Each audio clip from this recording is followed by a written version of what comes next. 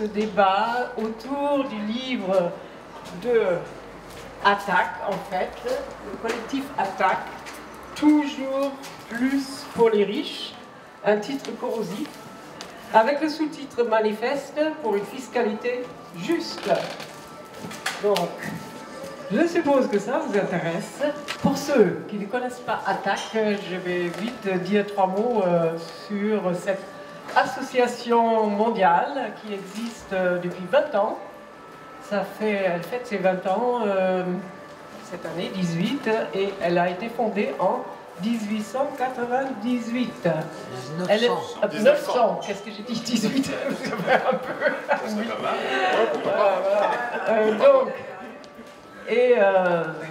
elle est présente dans 40 pays. Donc nous sommes très heureux d'avoir 2 invités de marque. D'une part, Dominique Plion, et d'autre part, l'économiste et le philosophe Pierre Dardot. Donc c'est assez rare d'avoir un économiste qui débat avec un philosophe. Mais je vous assure, ils sont sur la même longueur d'onde.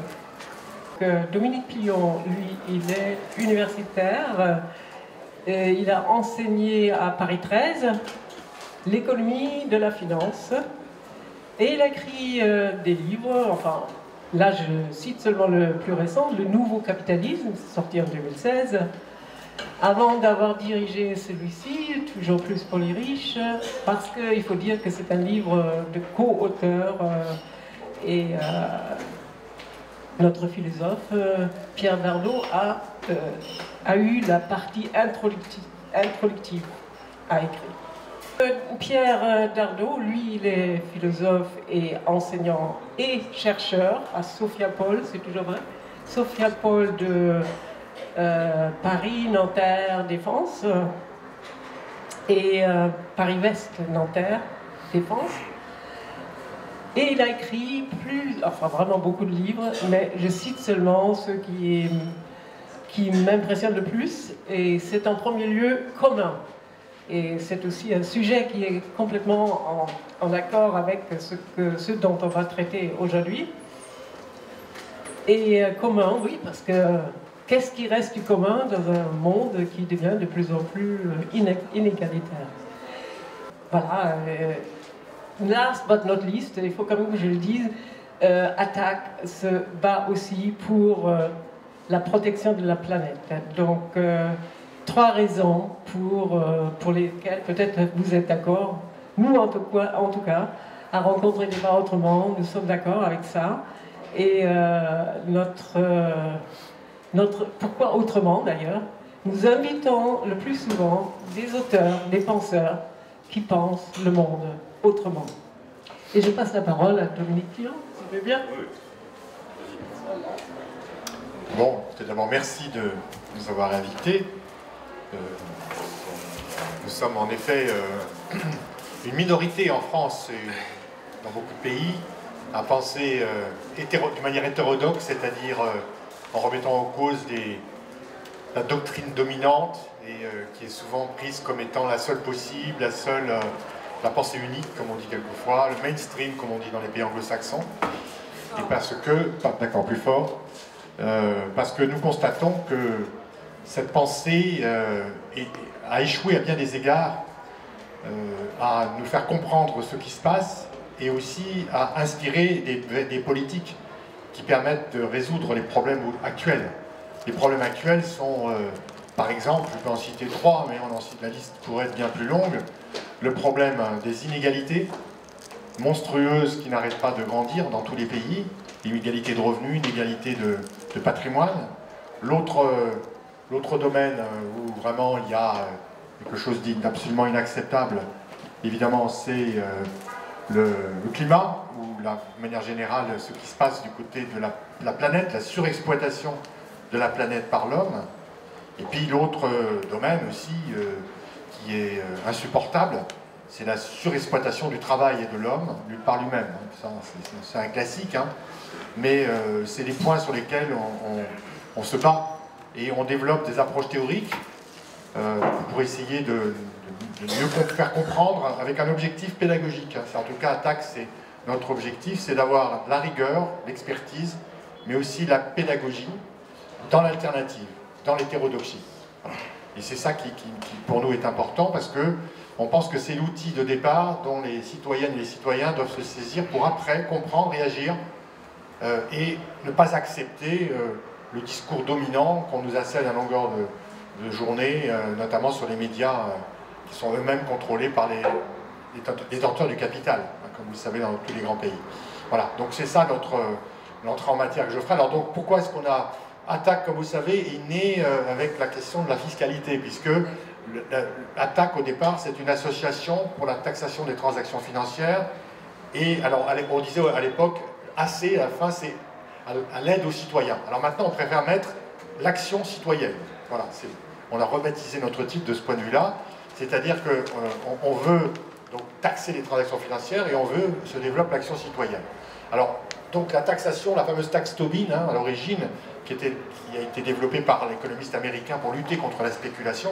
Donc pour nous, c'est devenu un instrument, et aussi non seulement un instrument financier, mais un instrument politique, c'est-à-dire un symbole politique du type d'instrument qu'on doit mettre en œuvre si on veut changer le capitalisme financier dans ses ravages, notamment la spéculation.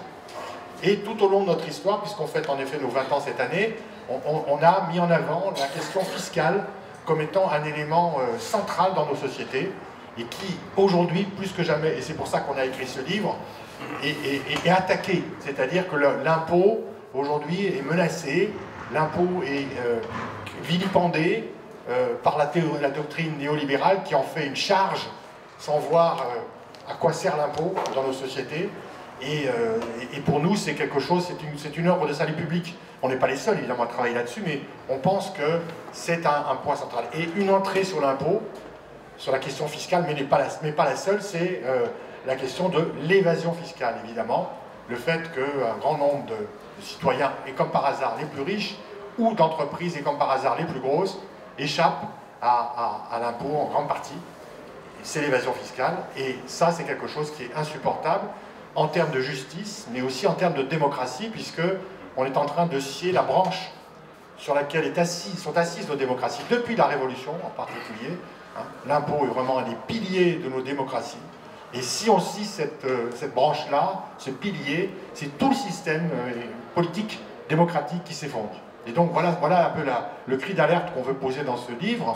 Et comme vous l'avez dit, mais je m'arrêterai là pour commencer, on ne se contente pas de critiquer, d'alerter sur le dévoiement du système, mais on propose des réformes, et on essaye même de proposer des réformes qui sont réalistes, entre guillemets. On parlerait d'utopie réaliste, je ne sais pas, en tout cas, on va nous dire vous êtes utopique, mais en même temps, on est réaliste. C'est-à-dire qu'on prend des choses qui existent, des propositions qui ont été faites, qui peuvent se couler dans le moule institutionnel, ou en partie actuel, notamment au niveau européen d'ailleurs, et là, on fait exprès, hein, pour montrer aux citoyens et aux citoyennes que vraiment, c'est à la portée de nos décisions. Et par exemple, dans les jours qui viennent de s'écouler, qui vont s'écouler, vous savez, par exemple, c'est juste une illustration, on y reviendra si vous souhaitez, le gouvernement français vient de se mettre à la tête d'une croisade en Europe pour taxer les GAFA, vous savez, les entreprises du numérique. Eh bien, en fait, c'est une fois de plus un faux semblant, c'est pour botter en touche, parce que la proposition qui est faite, c'est un moyen de ne pas s'attaquer véritablement à la fiscalité des multinationales. Mais c'est très habile, on va faire croire aux citoyens que ça y est, on a fait une réforme, la France est leader, et en réalité c'est exactement le contraire. On va essayer d'arrêter, de bloquer une véritable réforme de la fiscalité des entreprises. Voilà. Et c'est contre ça qu'on se bat en permanence, contre ce gouvernement qui a atteint des sommets, hein, en matière de dévoiement, de décrédibilisation de l'impôt aux yeux des citoyens. Voilà, je m'arrête là. Pierre, je suis sûr que tu... Moi, je vais essayer d'être aussi court que toi. Alors, je crois que ce qui est important, effectivement, dans la démarche de ce livre, qui est vraiment un livre collectif, c'est le fait que l'on pose la question de la fiscalité et de l'impôt en relation avec l'action citoyenne et les droits des citoyens, dans la mesure où on considère que c'est une affaire qui est trop importante pour être laissée justement à l'arbitraire des gouvernements. Et c'est une chose qui est fondamentale. Le livre se conclut par un développement qui s'intitule, je crois, « L'impôt et l'affaire des citoyens ». J'ai écrit en effet un petit texte dans lequel il est question de l'impôt comme contribution commune. Et vous voyez qu'entre le début et la fin, il y a quelque chose qui correspond très exactement à la démarche qui est celle de ce livre. Et c'est justement sur ce point que je voulais pour ma part intervenir, parce que on a pris effectivement l'habitude depuis un certain nombre d'années, on a pris l'habitude d'entendre un certain nombre de gens dire que les impôts étaient une charge écrasante pour les entreprises parce que c'était elles qui créaient de la richesse et que par conséquent toute création de richesse de leur part ne pourrait que bénéficier aux simples citoyens. Bon, on connaît cette fameuse théorie, fumeuse d'ailleurs aussi, mais ce qui est important, c'est que ça remonte finalement à ce que j'appelle, et à ce qu'on est plusieurs à appeler la contre-révolution néolibérale qui a eu lieu à la fin des années 70 et au début des années 1980. C'est-à-dire que pour l'essentiel, ça a commencé avec Thatcher en Angleterre et avec Reagan aux États-Unis. Et ça a commencé de manière assez directe dans la mesure où ce sont deux pays avec ces expérimentations néolibérales qui ont été pionnières à certains égards, qui ont commencé justement à baisser drastiquement les impôts sur les grandes entreprises. Et puis ensuite, les autres pays ont suivi, ont plus ou moins pris, comment dirais-je, rapidement le pli, mais le virage a été pris par la plupart des gouvernements des pays occidentaux, puis par tous les gouvernements du monde, et ça a été le cas aussi, bien sûr, en France. Ça a mis peut-être davantage de temps, il y a eu un certain retard, et là encore, il faut comprendre que ce retard est dû à des résistances, qui sont des résistances d'ordre culturel et politique, et pas simplement académique ou intellectuel. Ce sont des résistances qui viennent d'un vieux fond, qui nous est bien sûr à tous, je pense, assez cher, qui est celui de la Révolution française. Parce que les gens ne savent pas que la question de l'impôt a été posée dans la Déclaration des droits de l'homme. Les gens ont tendance à considérer que la question de l'impôt n'a strictement rien à voir avec la Déclaration des droits, et la plupart du temps, ils sont surpris quand on leur dit que précisément, cette question de l'impôt a d'abord été abordée dans la Déclaration des droits, avant d'être fixée, déterminée d'une manière plus ou moins précise par telle ou telle constitution, par tel ou tel gouvernement. Vous avez la déclaration de 1791 qui parle précisément de ce droit-là, avec des formules qui sont quand même assez précises.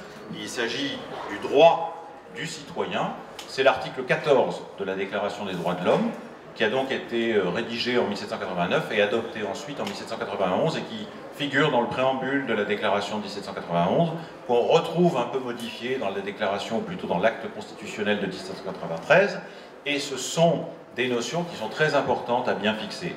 Voilà le texte de la version assez modérée, hein, celle de 1791, article 14, c'est très précis. Les citoyens ont le droit de constater, par eux-mêmes ou par leurs représentants, la nécessité de la contribution publique, de la consentir librement, d'en suivre l'emploi, d'en déterminer la quantité, l'assiette, le recouvrement et la durée. Et en 1793, ce droit est reconnu comme étant un droit du citoyen, et c'est un droit d'exercer précisément cela de façon immédiate et directe. Il n'est même plus question des représentants eux-mêmes, ce qui est une manière de dire que la question de l'impôt est d'abord et avant tout en effet l'affaire des citoyens. Inscrire ça au titre d'un droit du citoyen, dans une déclaration des droits de l'homme et du citoyen, est quelque chose, à nos yeux, de tout à fait fondamental. Alors on peut dire que la contre-révolution néolibérale, initiée par un certain nombre d'auteurs sur le plan notamment de l'économie, notamment Hayek, mais il n'est pas le seul, Friedman bien sûr aussi, c'est une contre-révolution qui ne prend tout son sens que si on l'examine dans le rapport qu'elle entretient avec la Révolution, avec la Déclaration des droits. C'est une façon de revenir brutalement sur la Déclaration des droits. Et je prendrai un seul exemple pour vous faire comprendre que ce qui est en jeu est très important. Lorsque vous avez un débat, la chose que personne ne connaît véritablement et qui est très important, un débat dans le bureau de l'Assemblée, le 6e bureau, ça s'appelle comme ça, le 6e bureau de l'Assemblée, en août 1789, qui porte justement sur les articles 12, 13 et 14 de la Déclaration des droits de l'homme.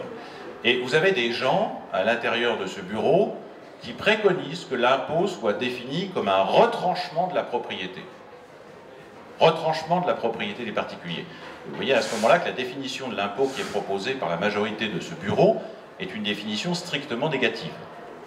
Il se trouve que le débat a lieu et que la version initiale est critiquée, voire même contestée par plusieurs députés ou représentants, notamment par Mirabeau et par Robespierre. Donc ce sont des gens qui appartiennent à des courants extrêmement différents, qui font valoir, ce qui me paraît très important, que l'impôt n'est pas un retranchement. Mirabeau et Robespierre insistent en disant que ce n'est pas une partie retranchée, c'est une partie qui est mise en commun. Ce qui est tout à fait différent. Et c'est la raison pour laquelle j'ai effectivement voulu mettre l'accent dans ce petit texte que j'ai fait sur l'idée de contribution commune. C'est tellement loin, ça paraît tellement loin, compte tenu des discours qu'on entend aujourd'hui, l'idée de l'impôt comme contribution commune, que c'est quand même quelque chose de très important à rappeler. Et ce qui est très important à rappeler également, c'est le fait que cette contribution commune, dans l'esprit en tout cas de ceux qui sont amenés à corriger un peu la version initiale et à la faire adopter en 1793, c'est que c'est tellement l'affaire des citoyens que l'on ne peut pas se remettre sur les représentants pour régler cette affaire. Autrement dit, ce droit du citoyen doit être exercé directement par le citoyen, de telle sorte qu'il y ait une fixation de l'assiette de l'impôt, c'est-à-dire du montant, de la base à partir de laquelle le montant de l'impôt se trouve calculé, mais qu'il y ait également un examen et un contrôle à toutes les étapes de la façon dont l'impôt se trouve affecté à telle ou telle dépense. Vous vous rendez compte? C'est précisé dans ces termes-là, et là on voit que c'est un rapport avec la démocratie, pour une raison très très simple. Vous demandez à des citoyens une contribution commune, il est tout à fait logique qu'on leur reconnaisse le droit de contrôler la façon dont cette contribution commune se trouve d'une part levée et d'autre part utilisée. À quelle affectation va-t-elle être destinée? Voilà une question qu'on peut se poser et on voit que ça relève précisément du droit de la démocratie au sens le plus élémentaire du terme. Ce qui veut dire que ce qui se fait jour à travers cette déclaration, ce que nous prolongeons un petit peu, ce que je prolonge en tout cas dans le texte que j'ai fait, c'est l'idée que la contribution commune appelle une participation commune. Et je finis précisément l'article en disant que ce qui, dans l'avenir, montera sans doute comme exigence ou comme revendication, c'est justement l'idée qu'il n'y a pas de contribution commune sans participation commune. Ce n'est pas tout à fait le même slogan que celui qui, par exemple, était généralement mis en avant au XVIIIe siècle, par exemple avec la Révolution aux États-Unis, où il était question du principe selon lequel il n'y avait pas de taxation sans représentation. Mais justement, ce qui était important, c'est qu'à ce moment-là, dans la lutte contre la Grande-Bretagne, ce qui était mis en avant, c'était la représentation. Alors je pense qu'aujourd'hui, il faut aller plus loin, et c'est pour ça qu'il faut retrouver l'esprit de cette déclaration des droits de l'homme et du citoyen. Il faut que ce soit une participation commune. Il faut que ce soit une participation commune, c'est-à-dire que les citoyens aient la possibilité, même s'ils ne l'exercent pas, mais en tout cas qu'ils aient la possibilité de participer à l'élaboration, précisément, de cette fiscalité, à l'affectation des dépenses à tel ou tel but, jugé comme étant d'intérêt général, selon la formule qui est assez utilisée à l'époque en 1789 et 1791, et ça implique de bien comprendre pourquoi il y a eu cette espèce de bascule, c'est-à-dire ce renversement.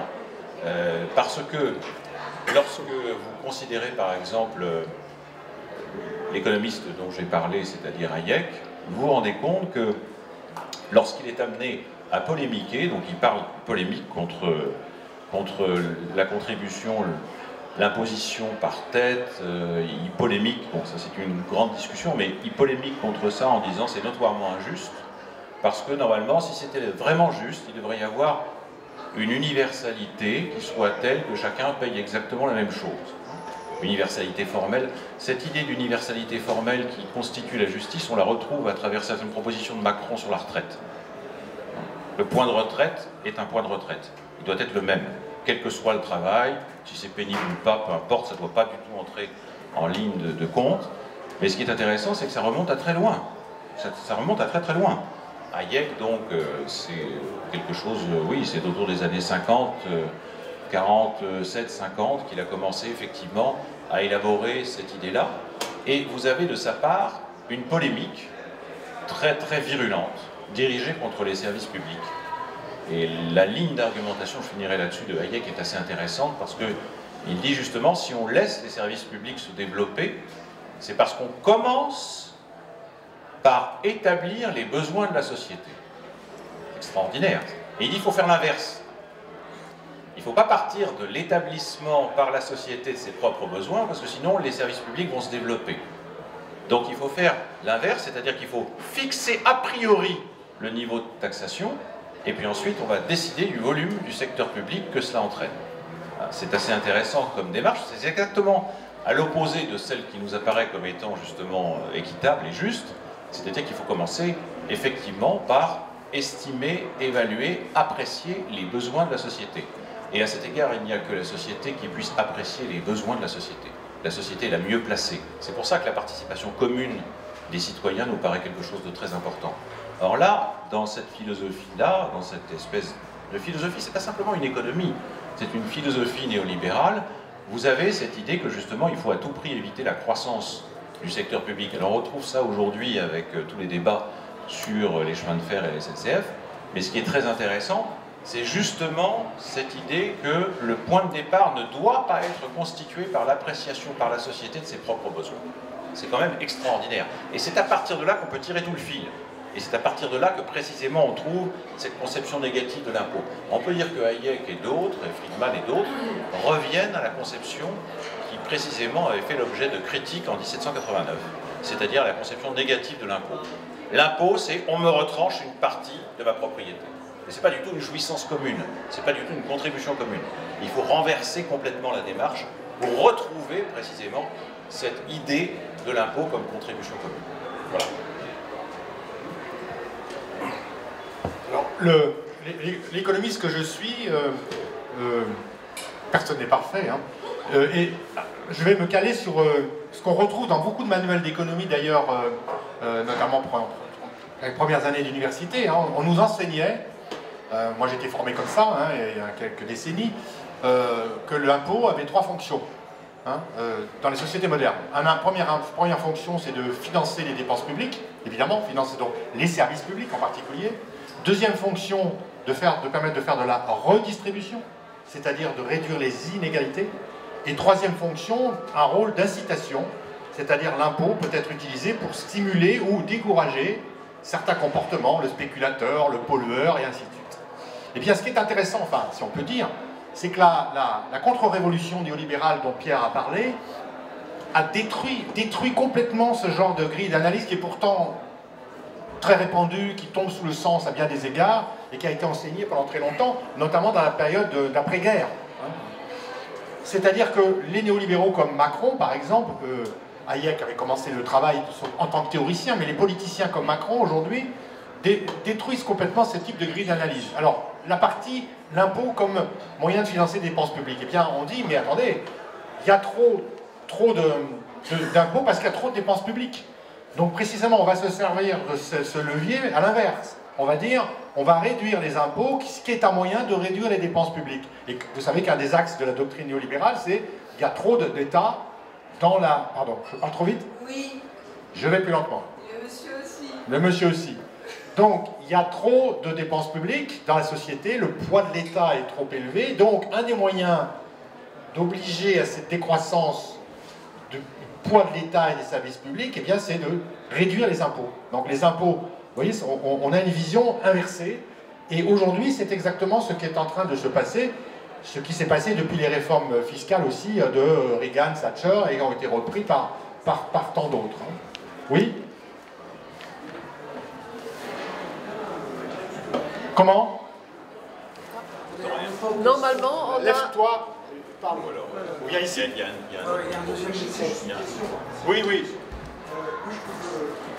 Parce que là, Oui. Attendez, on comprend. Il faudrait peut-être que vous attendiez qu'on ait un peu terminé de présenter Ah donc, oui, pour la discussion c'est une générale. présentation là. Hein.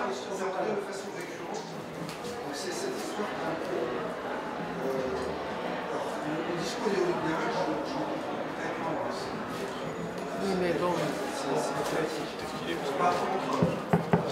C'est la question que je me pose, la critique que j'ai par rapport à l'impôt, c'est pas tant le discours politique, c'est la qualité de la dépense publique. Et c'est tous ces aspects-là, c'est-à-dire qu'on peut discuter de chiffres tant qu'on veut. Je ne sais pas quel est le poids. Nous allons en parler, si vous permettez, d'accord? Bien sûr, mais c'est des questions quand même. Ok. Mais c'est après, hein. Le discussion, débat commence après. On est là un peu pour commencer, poser un cadre, et après, des questions, d'accord? Ok. Ok. Alors, la deuxième fonction, c'est la question de la redistribution. On peut dire que dans nos pays, ce qu'on a appelé la social-démocratie, et qui est moribonde aujourd'hui, précisément, sous l'impact des politiques libérales, eh bien, ça avait pour fonction, notamment, ces politiques, d'assurer la redistribution.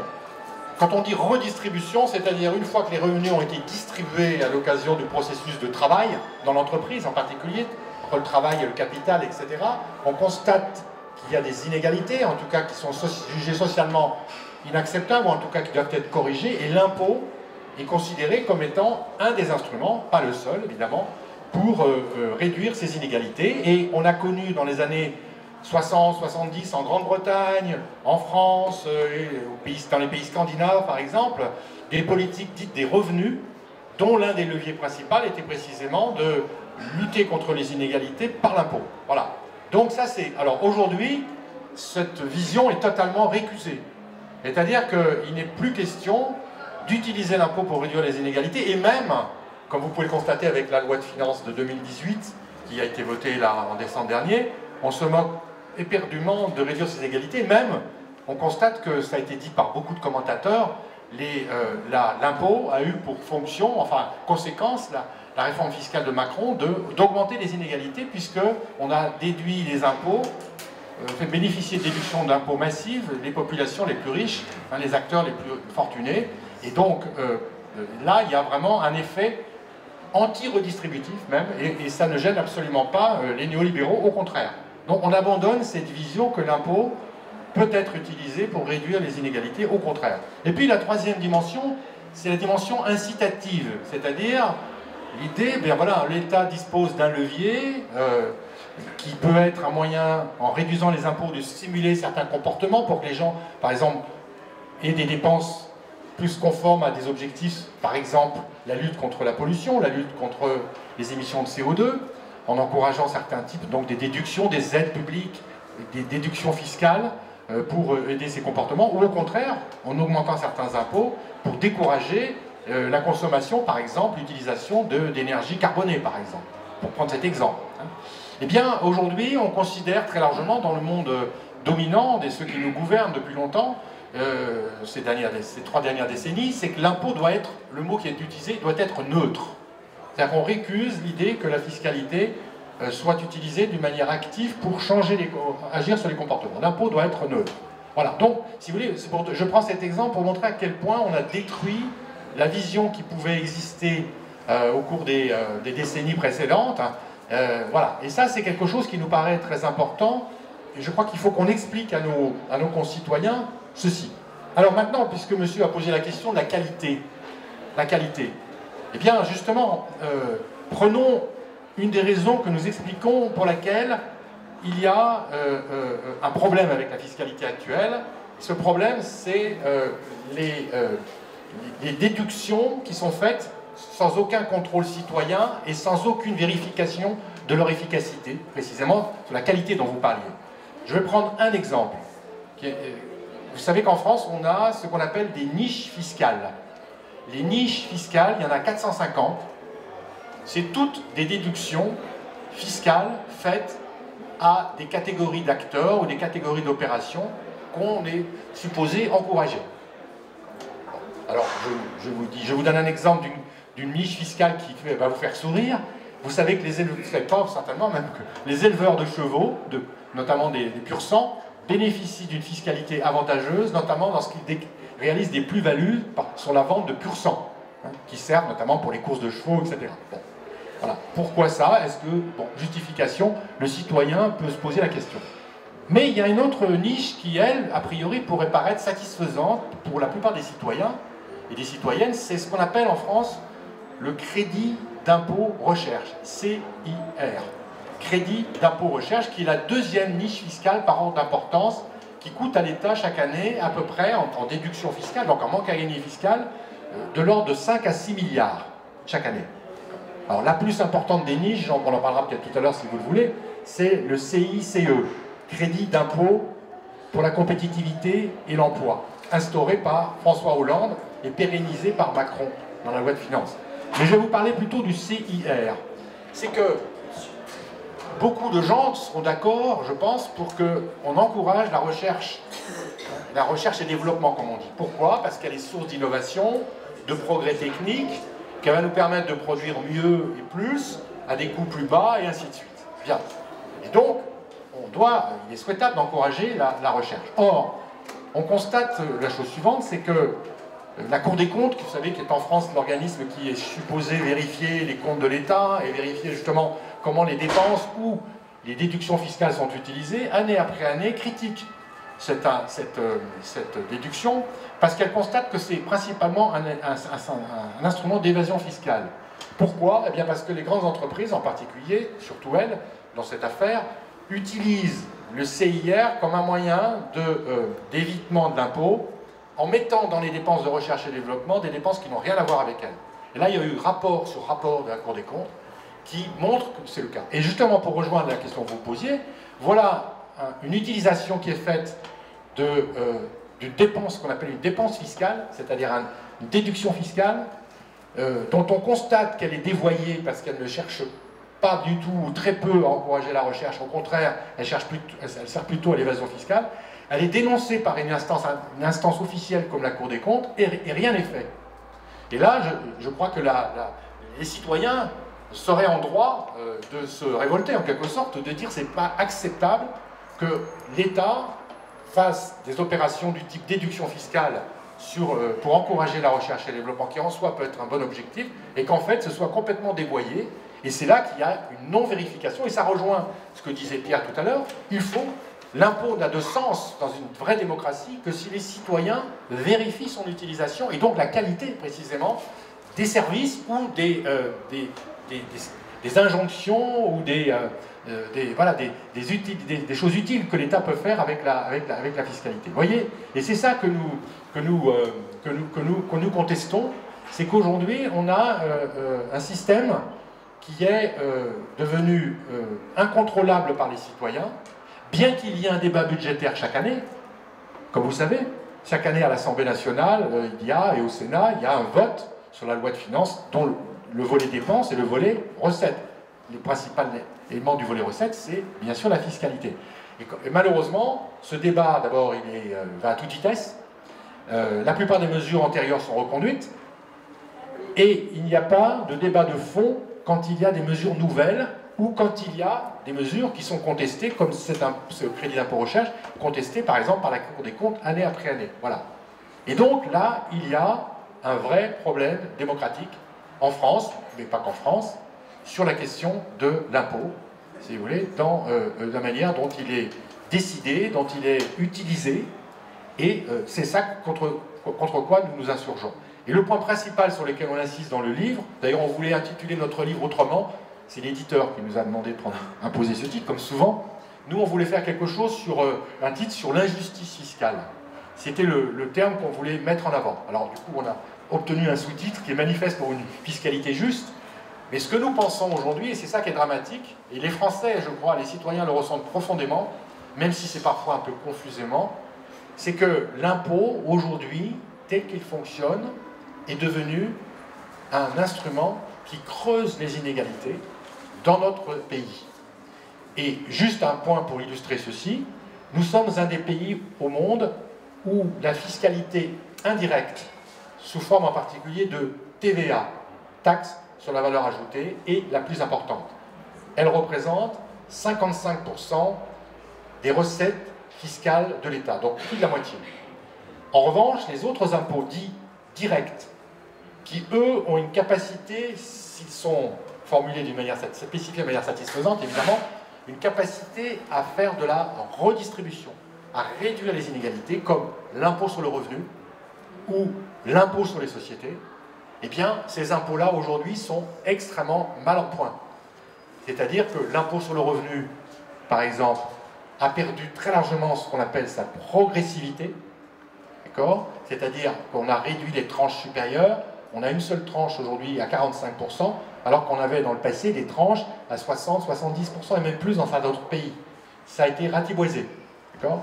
Eh bien, ça, c'est quelque chose qui est révélateur, si vous voulez, de la volonté de supprimer cette capacité qu'avait l'impôt, sur le revenu en l'occurrence, à faire de la redistribution. La suppression aussi de l'impôt sur les fortunes, l'impôt de solidarité sur les fortunes, l'ISF, s'inscrit dans cette logique. Il avait un rôle redistributif, puisqu'on taxait les patrimoines mobiliers et financiers, les personnes qui étaient les plus touchées, évidemment, c'était les personnes qui avaient les revenus, et plutôt les patrimoines les plus élevés. Suppression de cet impôt dans la loi de finances de cette année. Voilà, encore une démonstration. Par contre, la TVA, je terminerai là-dessus. La TVA, c'est un impôt indirect que nous payons tous quand vous prenez un verre de vin, vous prenez un billet de métro, vous prenez une place de cinéma, vous achetez une baguette de pain, vous payez à chaque fois la TVA. À la limite, on peut dire que c'est très bien. Le problème de la TVA, c'est que c'est un impôt, non pas progressif, mais régressif. Au sens où il pèse plus sur les bas revenus que sur les hauts revenus. Pourquoi? Bien, quand on est à un bas revenu, on dépense tout son revenu, et même quelquefois au-delà d'ailleurs, et ça conduit d'ailleurs à la dette, c'est un autre sujet dont on pourrait parler aussi, alors que les revenus des gens aisés et riches ne sont pas intégralement consommés. Ils font de l'épargne. Épargne qui sert à accumuler le patrimoine financier. Et donc on voit que quand vous avez des acteurs qui dépensent tous leurs revenus, ils vont payer plein pot la TVA, qui représentera une part importante de leurs revenus, de leurs dépenses, alors que ceux qui aujourd'hui consomment que 20 ou 30 ou 40% de leurs revenus, et beaucoup moins quand on s'appelle Bernard Arnault évidemment, eh bien ces gens-là ne payent pratiquement pas d'impôts sur la consommation, sur les directs, et donc c'est là qu'on voit que le système est complètement injuste.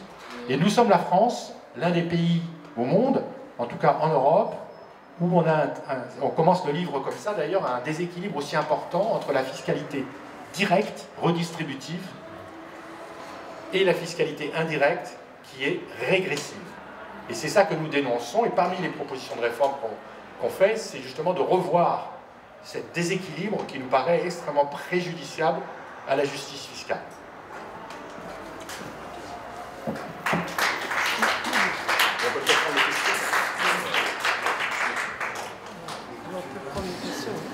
Oui. Qui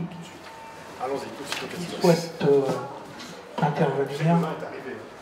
Il y a quelqu'un là-bas tout dans le fond. Ok. Je vous apporte le micro.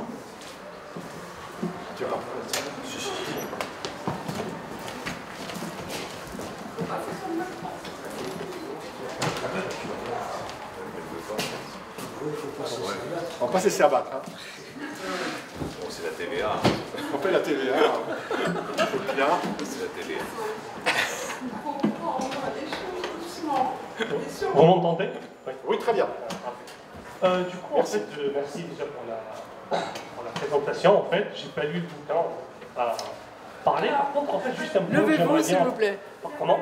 C'est mieux pour les autres. Là. Merci. Ok. J'aimerais bien avoir votre avis en fait sur un point, peut-être que je pense que je comprends mal, qui est, là vous parlez d'impôts en fait, donc je ne connais pas l'ensemble de votre œuvre, peut-être que vous avez abordé ce point-là dans un autre bouquin, mais quand vous parlez par exemple d'impôts, pour moi en fait ça revient presque à légitimer le vol en fait que les capitalistes font sur notre travail, c'est-à-dire que quand j'ai à reprocher à Bernard Arnault que le fait qu'il ne paye pas le bon taux d'impôt, c'est presque lui dire c'est légitime ce que vous m'avez pris, par contre si vous me donnez 10%, ce serait sympa. Du coup, ce point-là, pour moi, est-ce que vraiment la question c'est c'est le taux d'impôt juste ou c'est plutôt la propriété, non? Et ça nous ramène en fait vers la question du salaire juste. Parce que si Bernard Arnault payait le salaire juste aux travailleurs, Bernard Arnault, évidemment, je cite juste le nom, hein, évidemment, je parle du capital. Si le capital payait le salaire juste, en fait, on ne débattrait même pas ce soir de ce sujet-là, parce qu'il n'y aurait pas de profit et il n'y aurait pas d'impôt derrière, en fait. Au plus ou moins, quelque chose, en fait, qui serait un peu négligeable. Et dernier point, en fait, je ne vais pas m'éterniser, en fait, est-ce que vous considérez, en fait, que le livre de Thomas Piketty, en fait, est une démonstration, en fait, que l'impôt ne sert absolument à rien. D'ailleurs, Piketty en fait analyse sur 2 ou 3 siècles, je crois, il conclut à la fin que bon, l'impôt n'a absolument rien fait, c'est la propriété privée. Ça, c'est pas Piketty qui le dit, ça c'est moi. Non, ça c'est pas Piketty. Non, c'est ce que j'ai oublié la virgule. Je crois qu'il dit le contraire. Il est même plutôt tendance. Non, ça c'est moi qui le contraire. Il parle après la virgule. Et je disais en fait, est-ce que ça serait pas plutôt en fait la propriété privée qu'il faut réviser au lieu de parler d'impôt? C'est pas Piketty, hein, c'est moi. Voilà. Voilà, c'est le dernier point. Merci.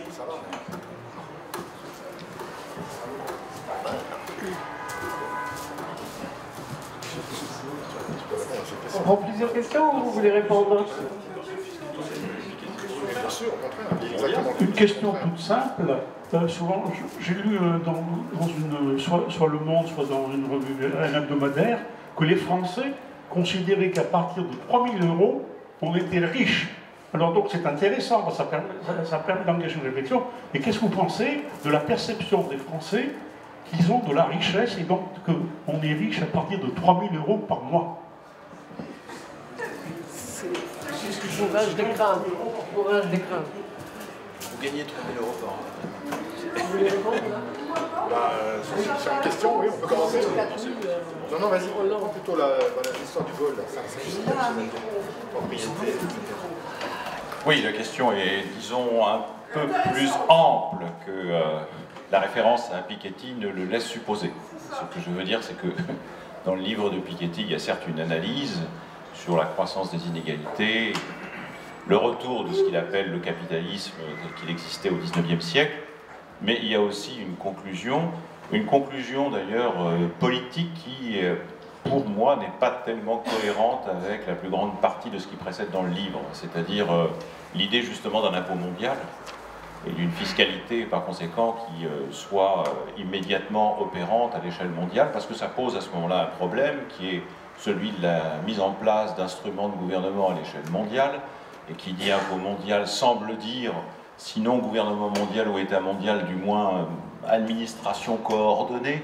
Bon, et donc ça pose une série de problèmes, alors là qui vont directement à l'encontre de la conclusion que vous tirez sur la question de la suppression de la propriété, parce qu'il ne dit absolument pas ça, il n'est pas du tout partisan, lui, de la suppression de la propriété, mais alors pas du tout. J'aurais même tendance à considérer que sa démarche est extrêmement, pour moi en tout cas, concernant les propositions politiques, très timide. Donc c'est vraiment un front renversé par rapport à la façon dont vous effectuez un branchement. Je pense que s'il avait été là, il aurait sursauté entre la suppression de la propriété et puis d'autre part ce qu'il dit lui-même de l'impôt mondial.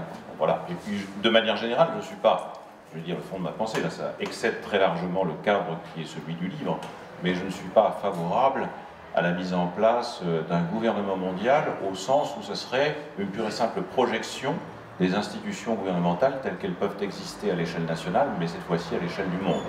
Parce que ça supposerait un État mondial, ça supposerait qu'il y ait un pouvoir exécutif mondial, un pouvoir législatif mondial et un pouvoir judiciaire mondial. Je pense qu'on doit poser la question d'une autre manière, parce que justement ce qui est en cause aussi, c'est le rôle des États. Il faut quand même ne pas oublier que les États ont été, pendant la période dont a parlé Dominique, ils ont été les instruments de politique redistributrice, mais à partir des années 80, ils sont devenus les instruments, il faut le dire de manière très nette, au contraire de ce qui a été pas seulement vécu, mais de ce qui a été acté effectivement comme une sorte de libéralisation à outrance, de déréglementation à outrance, de dérégulation à outrance. Alors la dérégulation n'était pas une absence totale de régulation, ce qui mettait en général de nouvelles règles à la place des anciennes. Il ne faut pas les prendre pour des idiots à cet égard. Ils sont capables, en l'occurrence, ils l'ont montré, de faire en sorte que les règles du droit privé, les normes du droit privé prévalent à la place de ce qui était considéré comme étant les normes du droit public. Ça ne veut pas dire qu'il faut idéaliser les normes du droit public telles qu'elles existaient auparavant. Ce n'est pas du tout dans mon intention d'ailleurs. Parce que ce qui me paraît important, c'est d'opérer un déplacement du centre de gravité de la question vers l'activité des citoyens. C'est pour ça qu'on insiste beaucoup là-dessus, c'est-à-dire sur la démocratie. Et donc de ce point de vue-là, si on réfléchit à votre question, ça implique que l'on pose effectivement le problème de la propriété. Mais le problème de la propriété, bon, il faut faire très attention à la manière dont on le pose. Pendant des décennies, on nous a emprisonnés dans un choix, qui était le choix suivant, ou bien vous êtes en faveur de la propriété d'État, et à ce moment-là, regardez ce qui se passe, et la bureaucratie, et l'inertie administrative, etc., soit vous êtes des partisans de la propriété privée, et à ce moment-là, il faut effectivement supprimer ce qui peut apparaître comme étant des contraintes pesant sur l'initiative privée. Je reprends le vocabulaire qui est celui de bon nombre de théoriciens du néolibéralisme et de politiques qui ont mis en œuvre le néolibéralisme. Bon, c'est un choix qui est un petit peu réducteur, précisément parce qu'il nous situe à l'intérieur d'une alternative. Et regardez par exemple la façon, je prends cet exemple-là à propos de la SNCF et des cheminots. Le piège de Macron, c'est d'enfermer tout le monde dans une alternative qui est très simple, qu'il a lui-même fabriquée. Qui est l'alternative, soit vous défendez intégralement le statut des cheminots tel qu'il est, soit vous êtes, comme moi, pour remettre en cause ce statut et par conséquent réformer la SNCF et créer une société anonyme, etc. Bon. Et ça, c'est également une alternative trompeuse. Donc il faut aller au-delà, et il faut penser, au-delà de la question de la propriété, à ce que j'aurais tendance à appeler la place du commun. C'est-à-dire à faire en sorte que dans nos sociétés, cette place devienne croissante. Alors justement, tout à l'heure j'ai commencé en parlant de l'impôt comme d'une contribution commune, ou comme d'une mise en commun. Et à ce moment-là, ce n'est pas du tout quelque chose qui viendrait d'en haut comme étant une charge écrasante ou un fardeau. Ce n'est pas quelque chose qui serait uniquement indexé comme ça à la propriété. C'est quelque chose qui serait considéré comme étant en dehors de la logique de la propriété. C'est-à-dire que l'État lui-même ne pourrait pas se considérer pratiquement, ni théoriquement, comme étant le détenteur ou le propriétaire de l'impôt. Parce que ce à quoi on assiste depuis des décennies, c'est un comportement de l'État qui consiste justement à s'ériger en propriétaire de l'impôt. Propriétaire de l'impôt, c'est-à-dire que c'est lui qui décide. Alors, non seulement il décide du niveau de prélèvement, non seulement il décide tout seul de l'assiette de l'impôt, mais il décide également tout seul de ce qu'il va faire en termes de destination des impôts qu'il aurait été amené à recueillir ou à ramasser. Tout ça, c'est précisément quelque chose qui devient de plus en plus inacceptable. Parce qu'il y a une exigence de plus en plus importante qui se fait jour dans des pays très différents, pas simplement en France et pas simplement en Europe, qui se fait jour et qui est une exigence de démocratie au sens le plus profond du terme. On a notre mot à dire, on nous prend de l'argent. Bon, ce n'est pas simplement ceux qui ont une propriété au sens où vous l'avez dit. Bon, je ne sais pas si on peut reprendre le fameux slogan de Proudhon sur la propriété, c'est le vol. Mais en tout cas, il y a une chose qui me paraît importante, c'est qu'il faut effectivement que la logique des relations sociales ne soit plus déterminée exclusivement par la logique de la propriété. Voilà. Et ça impose de considérer d'une façon tout à fait différente, justement, ce qu'on appelle la place, ce que j'aurais tendance, moi, à appeler la place du commun. Comme je considère l'impôt comme un commun, à la limite, bon, si vous mettez entre parenthèses le dilemme ou l'alternative entre propriété publique et propriété privée, de toute façon, la question de l'impôt comme commun subsistera. Parce que c'est une question de dépense de la société, consentie par la société elle-même, en vue de satisfaire des besoins qui sont ceux de la société elle-même.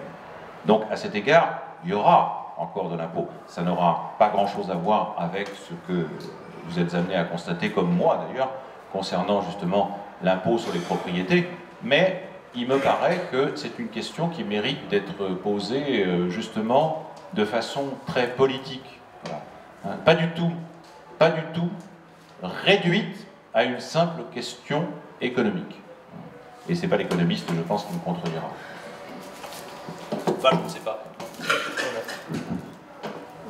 On peut être d'accord. Alors, Nadia, et après... Oui, alors on entend souvent dire que si on taxe fortement les grosses entreprises, les multinationales comme on dit, etc., ou même les grosses entreprises, elles vont quitter le pays et ça sera un manque à gagner très important pour l'ensemble de la collectivité. Donc c'est un discours qu'on entend depuis très longtemps. Alors moi je dois dire que je ne suis pas économiste, j'y comprends pas grand-chose, mais ce que je sais, c'est que je suis moi aussi complètement écrasé. J'ai le sentiment d'être écrasé. Alors cette histoire d'impôt fait partie des classes moyennes, plutôt basses que hautes, hein, vous voyez. Et j'ai vraiment le sentiment qu'en effet, on est imposé, et on est fortement imposé de plus en plus. Et finalement, on vit de moins en moins bien, j'allais dire. Voilà. Donc ça, c'est une question qui, je pense que beaucoup de gens peut-être pourraient poser. Merci. Non, il y a un autre.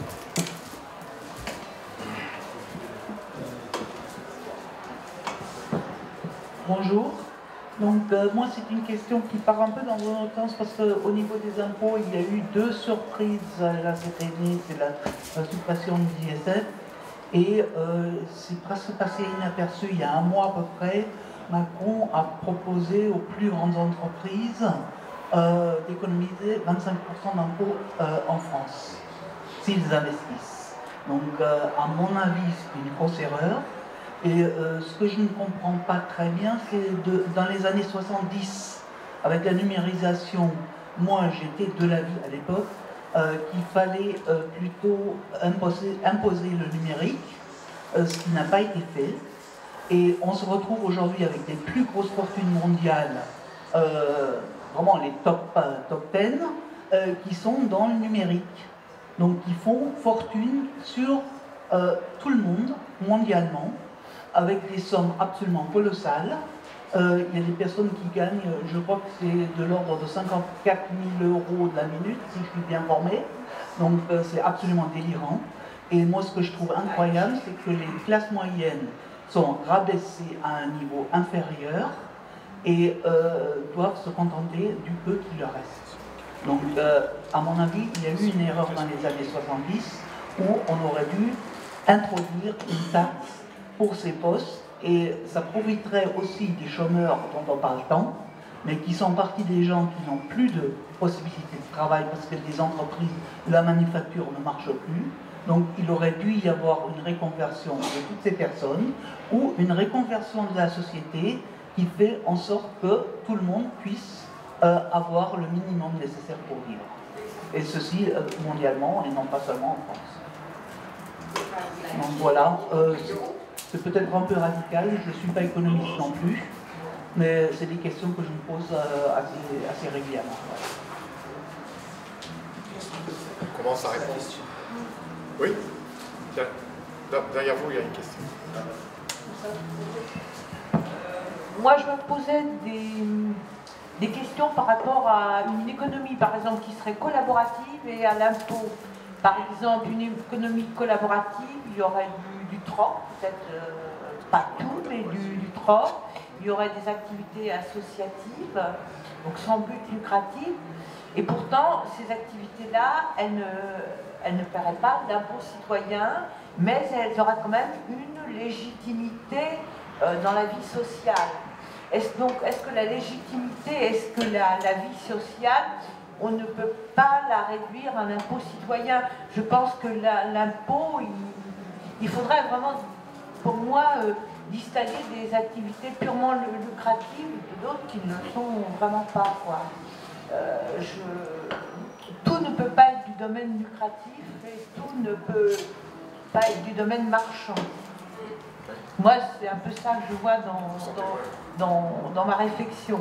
Et donc, on pourrait tout à fait envisager que le secteur non marchand, d'ailleurs, ça se fait plus loin, ne paye pas l'impôt, n'ait pas le droit de faire des bénéfices, non, plutôt de les distribuer, il doit les réinvestir. Et on le fait actuellement dans les associations. Moi, c'est ça un peu qui me... Je verrais le curseur un peu par là. Qu'est-ce qu'on met dans le domaine lucratif et qu'est-ce qu'on met dans le secteur non lucratif, donc social, en vue de faire vraiment une économie plus solidaire. Sachant que pour moi, l'impôt serait un des leviers d'une économie plus solidaire, mais peut-être pas le levier principal. Voilà. C'est assez embryonnaire comme réflexion. Bon, attends, peut-être qu'on va, si vous voulez bien, on répond par plusieurs salles, parce que autrement on ne répondra pas bien aux questions. Déjà, on a du mal, parce que c'est des questions très riches, et bon, c'est pas évident, hein, d'abord, on n'est pas la science infuse, hein, donc on n'a surtout pas la prétention d'avoir la réponse. Bon, alors, les grandes entreprises, vous avez parlé de la taxation des grandes entreprises qui fuiraient, etc. Bon, ça, il faut se méfier, il y a le discours, il y a la propagande même, on pourrait dire. On donne des chiffres dans le livre, hein, qui sont des chiffres qu'on n'a pas fabriqués, hein, qui sont extraits de documents, tout ce qu'il y a de plus officiel et reconnu, où on montre que, en fait, la fiscalité effective des entreprises est beaucoup plus basse que ce qu'on nous raconte. Vous savez que l'impôt, c'est deux paramètres, c'est le taux et la base, ou l'assiette. On applique un taux à une assiette. Le revenu, le chiffre d'affaires, le bénéfice, etc. Bien. Eh bien, si on prend en compte la réalité des taux pratiqués, d'une part, et la réalité des bases, compte tenu des trous qu'il y a dans la raquette, si je peux employer cette expression, c'est toutes les déductions, les 450 niches fiscales dont je vous parlais, on s'aperçoit que le taux effectif d'imposition des entreprises, alors je ne parle pas des particuliers, on pourra en parler, hein, parce que ça s'applique aussi à eux, particuliers, eh bien, on s'aperçoit que le taux effectif d'imposition, il est très loin du taux officiel. Alors vous savez que le taux officiel d'impôt sur les sociétés, sur les bénéfices des entreprises, hein, il était, il y a quelque temps, de 33 à un tiers, il y a quelques années, avant la vague néolibérale, 50%. On est tombé ensuite, ces dernières années, à 33%. Monsieur Hollande avait décidé de le faire baisser à 28%, et Monsieur Macron a le projet de le faire descendre à 25, puis à 22%. Voilà. Donc, ça n'arrête pas de dégringoler. Et en plus, on a mis des trous dans la raquette très importantes, comme le CICE, par exemple, dont je vous parlais tout à l'heure. Ce qui fait que quand on prend ce qu'on appelle le taux effectif, c'est le taux effectivement pratiqué en prenant en compte la réalité de la base fiscale, on s'aperçoit que le taux d'imposition sur les sociétés, il n'est pas 30 ou 33 ou même 28, il est beaucoup plus bas. Et alors, ce qu'on constate, c'est qu'il y a une inégalité incroyable entre les très grandes entreprises et les petites et moyennes entreprises, les PME. Les petites et moyennes entreprises, leur taux effectif, alors c'est des chiffres moyens, hein, comme tout chiffre moyen, il faut prendre ça avec une certaine précaution, mais il est de l'ordre de 20%, le taux effectif d'imposition. Et on n'est pas donc à 30% ou même 28%. Et pour les entreprises du CAC 40, par exemple les très grandes, il est de l'ordre de 6 à 8%. Pourquoi cette différence? Eh bien parce qu'elles ont une capacité d'optimisation fiscale dont on parle beaucoup ces jours-ci, les grandes entreprises, avec des armées de fiscalistes, avec des capacités à déplacer l'argent, notamment et en particulier dans les paradis fiscaux, qui font qu'elles payent beaucoup moins d'impôts que les autres entreprises qui n'ont pas ces capacités, ces formes d'organisation, d'avoir des filiales à l'étranger, par exemple, etc., etc. Et donc, si vous voulez, nous, ce qu'on dit déjà, c'est que le taux effectif d'imposition, il est beaucoup plus bas que la propagande qu'on entend. Deuxièmement, ce qu'on dit aussi, c'est que, en réalité, les entreprises apprécient une chose dans un pays comme la France, c'est les infrastructures. Et là, on parlait justement de qu'est-ce qu'on fait avec les impôts. Nous sommes en effet un des pays où le taux de prélèvement obligatoire, notamment le taux d'imposition, est élevé par rapport à d'autres pays, notamment dans le reste du monde, par exemple aux États-Unis, etc. Mais en face de ça, on apporte un certain nombre d'États, produit des services qui ne sont pas produits ailleurs. Alors, pour ce qui en concerne les entreprises, par exemple, pourquoi est-ce qu'elles ne quittent pas la France, ou d'une manière aussi massive qu'elles devraient, si on appliquait ce raisonnement-là, c'est qu'il y a des infrastructures extrêmement importantes en France, liées aux investissements publics, les infrastructures en termes de transport, de télécommunications, etc., urbaines, qui font que les entreprises sont relativement contentes, les entreprises étrangères notamment, d'investir en France parce qu'elles savent qu'elles pourront s'appuyer sur des infrastructures qui n'existent pas dans les pays comme les États-Unis, par exemple, ou autres, qui ont un taux d'imposition beaucoup plus bas. Donc vous voyez, c'est aussi ça. C'est que l'impôt, on ne peut pas raisonner sur l'impôt tout seul, on doit raisonner même pour les entreprises, aussi bien sûr pour les particuliers, hein, sur l'impôt, à quoi ça sert, et en contrepartie de cet impôt que payent les entreprises et les particuliers, ben, qu'est-ce qu'il y a? Voilà. Alors, pour revenir à la France, je vais passer à un niveau plus général, il n'y a pas que les entreprises, il y a bien sûr les particuliers, vous et moi. Je pense qu'on est un pays, on n'est pas le seul, les pays du nord de l'Europe sont aussi dans notre cas très largement, où on a décidé de socialiser une partie importante des services. Services à la santé, services à l'éducation en particulier. Donc on a fait ce choix qui est un choix politique et donc collectif. Ce qui fait qu'en France, on a un taux de prélèvement obligatoire qui est plus élevé, par exemple, parce qu'une partie de ces prélèvements obligatoires, non seulement les cotisations sociales, mais une partie des impôts, servent par exemple à financer le système de santé. Et ceci est quelque chose qui est un choix politique. Les politiques néolibérales qui veulent au contraire réduire la part du public, aujourd'hui sont en train de tout faire pour privatiser ou pour faire reculer ce service public.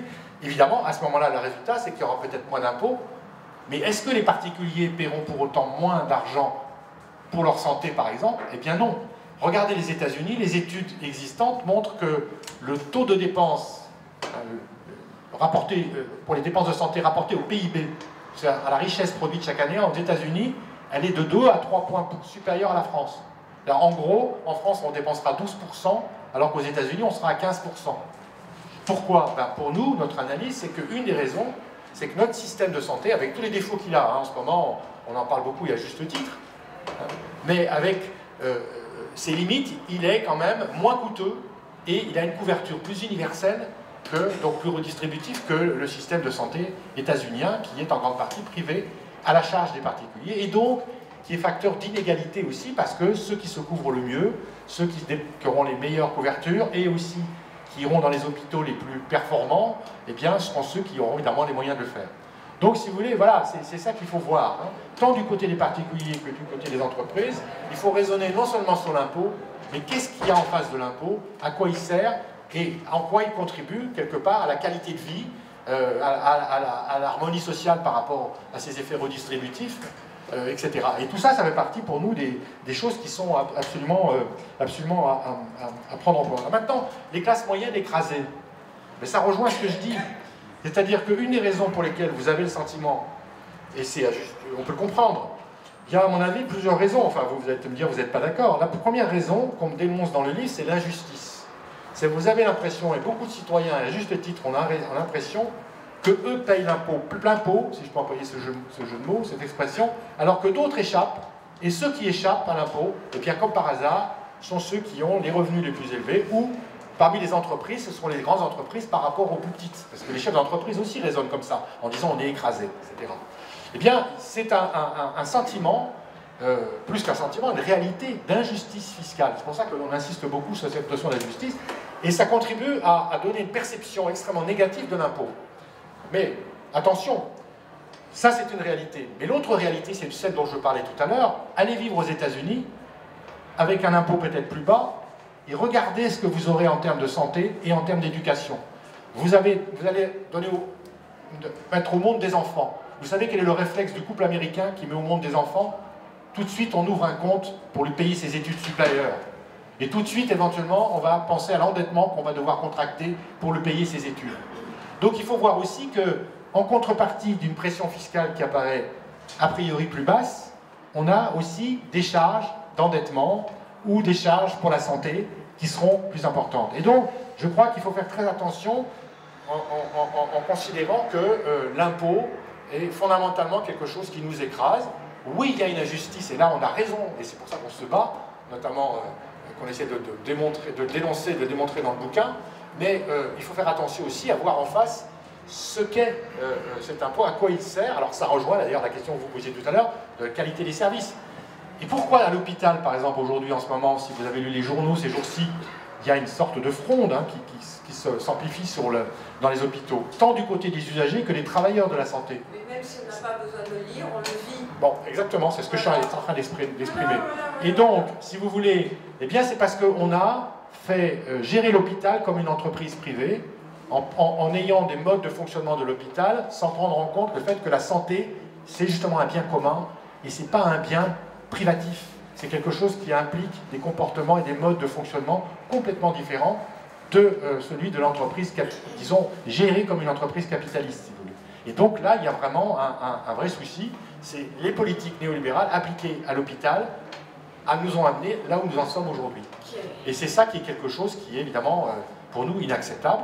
Mais attention, l'erreur à ne pas commettre, c'est de dire on ne va pas jeter le bébé avec l'eau du bain. Sous prétexte que l'hôpital aujourd'hui est en crise, alors il faut le remettre en cause complètement, l'hôpital public en particulier, et pourquoi pas, certains diront, le privatiser. Et c'est ça que demandent ceux qui aujourd'hui défendent ces politiques, c'est allons-y, démantelons l'hôpital public pour le privatiser, et à ce moment-là, vous verrez, tout ira mieux. Donc, voilà, il y a vraiment des erreurs, des perceptions qu'il faut analyser, comprendre pourquoi on en est là aujourd'hui par rapport à la question de l'impôt. C'est qu'on n'est pas... on vit une sorte d'injustice et on vit aussi une frustration par rapport à la mauvaise qualité, la dégradation de la qualité des services qui sont rendus. Et pour autant, si on écoute trop le discours dominant, ça peut au contraire accélérer, contribuer à avoir des politiques qui accélèrent le processus de dégradation. Donc c'est là que je crois est la difficulté. Voilà. Bon, est-ce que tu veux répondre sur l'économie collaborative, par exemple, des choses comme ça? C'est intéressant. Oui, sur deux points. Le premier point concernant la perception qu'ont les Français de ce que signifie la richesse avec les 3 000 €. Je crois qu'il faut faire attention à ce que ça signifie. On a été très très souvent habitués à se comparer à ceux qui sont plus bas que nous dans l'échelle sociale. Mais cette volonté de faire en sorte que chaque Français se compare à ce qui est plus bas que lui, rencontre en même temps une stratégie politique. Il ne faut pas être naïf à cet égard. Cette perception est construite, elle est largement construite. Elle a été construite déjà par des gouvernements il y a très longtemps, et elle continue de l'être plus que jamais. Pourquoi ? Parce que quand on vous dit par exemple, mais vous devriez être satisfait de votre sort, puisque par exemple vous avez un emploi fixe, ou que vous avez une garantie de l'emploi, c'est une manière toujours de ramener l'individu à cette nécessité de se comparer à ce qui est plus bas que lui. La même chose vaut pour n'importe quelle catégorie sociale. Donc à ce moment-là, on vous dit 3 000 €, vous êtes riche. Donc si vous êtes riche, pourquoi estimez-vous nécessaire de protester, etc. Vous devriez être satisfait de votre sort. Et la même chose vaut de n'importe quelle profession. Et il y a à cela une raison politique tout à fait évidente, c'est que le gouvernement de Macron, comme d'ailleurs les autres avant lui, peut-être plus lui, mais Hollande avait déjà bien commencé, sont amenés à cibler justement les classes moyennes. Et ça permet de justifier le ciblage des classes moyennes. Le fait que, sur le plan fiscal en particulier, les classes moyennes soient préférentiellement, entre guillemets, ciblées. Pourquoi ? Parce qu'il est hors de question de toucher aux grandes entreprises, aux entreprises transnationales, et bien sûr, on ne peut pas agresser d'une manière ouverte et directe ceux qui sont les plus pauvres, parce que ça soulèverait, disons, un mécontentement assez fort et ça risquerait ensuite d'échapper à tout contrôle. Donc, qu'est-ce qu'on fait ? On choisit, justement, ce qu'on appelle les classes moyennes. Et c'est la raison pour laquelle aussi bien Hollande que Macron continueront de plus belle. Hollande, il l'a fait, et Macron continuera. Il y a à ça, encore une fois, une raison politique. C'est une stratégie politique, c'est délibéré, le ciblage des classes moyennes. Donc, effectivement, on habitue les Français à considérer que 3 000 voire 2 500 €, c'est déjà la richesse. On ne leur demande pas de se comparer à ceux qui gagnent très bien leur vie, au-dessus d'eux. On les encourage toujours à se comparer avec ceux qui sont moins bien lotis, pour leur dire, vous voyez, que vous n'avez pas, vous avez de la chance. Sans arrêt, on entend ça. Vous avez de la chance. Donc, estimez-vous heureux, ne venez pas protester et considérez, mais c'est une manière aussi d'encourager un comportement qui est de l'ordre de la charité privée à l'égard de ceux qui sont précisément les plus pauvres. Il y a ça aussi, c'est une manière pour les responsables politiques de se désengager et d'esquiver leurs propres responsabilités dans les questions qui sont relatives à la distribution ou à la redistribution. Et puis, deuxième point, ça me paraît très important, c'est la question de ce qu'on appelle l'économie collaborative. Alors là, concernant l'expression, il faut faire très attention. Parce que Macron utilise, comme d'autres d'ailleurs dans son gouvernement, et beaucoup de gens qui font de la propagande pour sa politique, cette expression d'économie collaborative. Alors certes, étymologiquement, dans collaboratif ou collaborative, il y a une double racine latine, ça signifie travailler avec. Donc on se dit, ah, économie collaborative, c'est quand même quelque chose d'assez...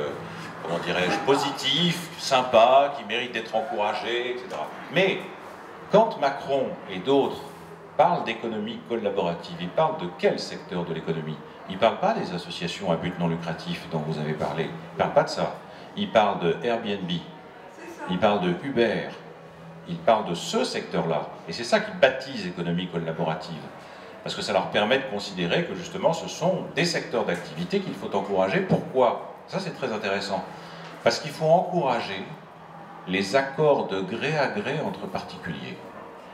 Il faut habituer les gens à négocier directement d'individu à individu, indépendamment et en dehors de tout cadre juridique. Et ça, c'est très important. C'est très important. Moi, je trouve, je vais vous dire de façon très directe, alors là, en parlant de fiscalité, un des gestes qui m'a apparu vraiment peut-être les plus radicaux, justement, et les plus audacieux, prises par la municipalité de Barcelone en commun, avec Ada Colau à sa tête, ça a été d'imposer à 2 reprises Airbnb 600 000 €. 2 fois, 600 000 €. Imposé, c'est l'équipe municipale de Barcelone qui a imposé à 2 reprises, 2 fois de suite, pour une raison très simple, c'est que c'est une entreprise qui, justement, en favorisant ces négociations de gré à gré entre particuliers, rendaient la vie de certains habitants de Barcelone dans certains quartiers littéralement impossible. Et il faut considérer ça. Il faut regarder ce que ça signifie. Mais ça, c'est du collaboratif qui est aux antipodes du commun. Donc c'est la raison pour laquelle je préfère parler justement des communs, ou d'une économie des communs qui est en gestation, parce que entre des associations à but non lucratif, des coopératives ou d'autres regroupements de ce type, et d'autre part des entreprises ou des plateformes, parce que la mode est à la plateforme. La plateforme fait quelque chose d'assez extraordinaire, elle met des gens en relation, elle sert d'intermédiaire et elle touche de l'argent chaque fois qu'il y a une transaction et un accord de gré à gré entre particuliers, elle touche de l'argent. Et elle construit justement des fortunes grâce à cela. Mais ça, c'est exactement le contraire du commun. C'est exactement le contraire du commun. Parce que dans le commun, il y a cette idée, là aussi si on prend l'étymologie, il y a cette idée de l'obligation. Mais cum munus, littéralement, c'est la co-obligation. Airbnb et Uber sont très très loin de la co-obligation et ils sont très très loin aussi de la démocratie. C'est pas la démocratie. C'est pas parce que vous entrez en contact avec quelqu'un qui a besoin d'un service que, comme particulier, vous pouvez lui rendre, que pour autant c'est du commun. Il n'y a aucune co-obligation, il y a une transaction marchande, c'est tout, et il y a une plateforme qui sert d'intermédiaire. Ça, c'est aux antipodes du commun, précisément. Mais moi, je suis assez d'accord avec vous sur le fait qu'il faudrait favoriser les associations à but non lucratif, précisément parce qu'elles relèvent vraiment de la logique du commun, et pas de la pseudo-économie collaborative dont parle Macron. Donc il faut se méfier des termes qui sont utilisés, parce que ce sont des termes qui sont piégeants. Il ne va pas dire, lui, que c'est ça la réalité de Airbnb ou bien de Uber, mais c'est la réalité de Airbnb ou bien de Uber.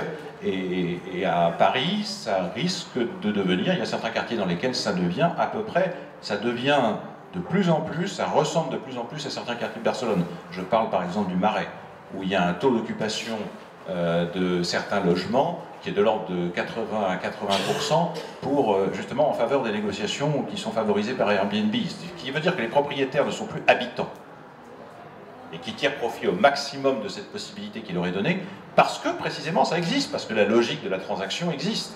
Bon, mais ça c'est pas le commun. C'est pas le commun et c'est pas la collaboration au sens d'un véritable travail commun. C'est tout à fait autre chose. Je voudrais rajouter, pour prolonger, mais oui, juste pour répondre.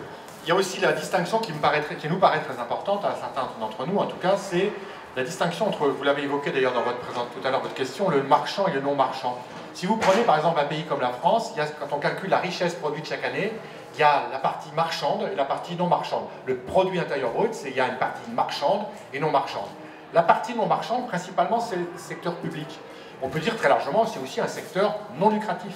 C'est-à-dire, c'est des acteurs publics, collectivités locales, État central, organismes de sécurité sociale, qui sont là pour rendre des services, non pas dans un but de profit, mais dans un but donc, de rendre ces services tout simplement. Et donc, je crois que ça, c'est important de dire. Et par rapport à l'idéologie néolibérale, c'est important de dire la chose suivante. C'est que tout ce qui n'est pas marchand n'est pas productif. C'est pas de la production. C'est-à-dire, on considère que seules les entreprises, écoutez le discours, seules les entreprises et la logique d'entreprise, c'est ça qui crée des richesses. Et en plus, dans l'entreprise, c'est le capital qui crée les richesses, c'est pas le travail. Il faut voir aussi ce qu'on nous assène à longueur de journée. Par contre, tout ce qui est public, donc non marchand, c'est pas productif. Donc, comme c'est pas productif, il faut le réduire au maximum.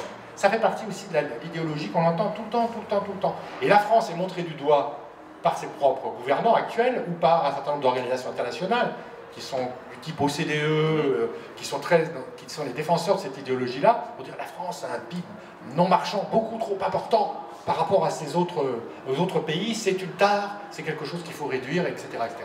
Eh bien, si nous avons un PIB non marchand si important, comme on le disait tout à l'heure, c'est aussi un choix de société. C'est parce que les Français, dans les votes successifs, ont décidé véritablement que pour eux, il était important qu'une partie importante de l'activité relève de ce secteur non marchand. Alors, tu me dis, oui, je n'ai pas précisé ce que c'est que le PIB. Le PIB, c'est le produit intérieur brut qui mesure la richesse créée chaque année dans un pays. Et comment on le calcule?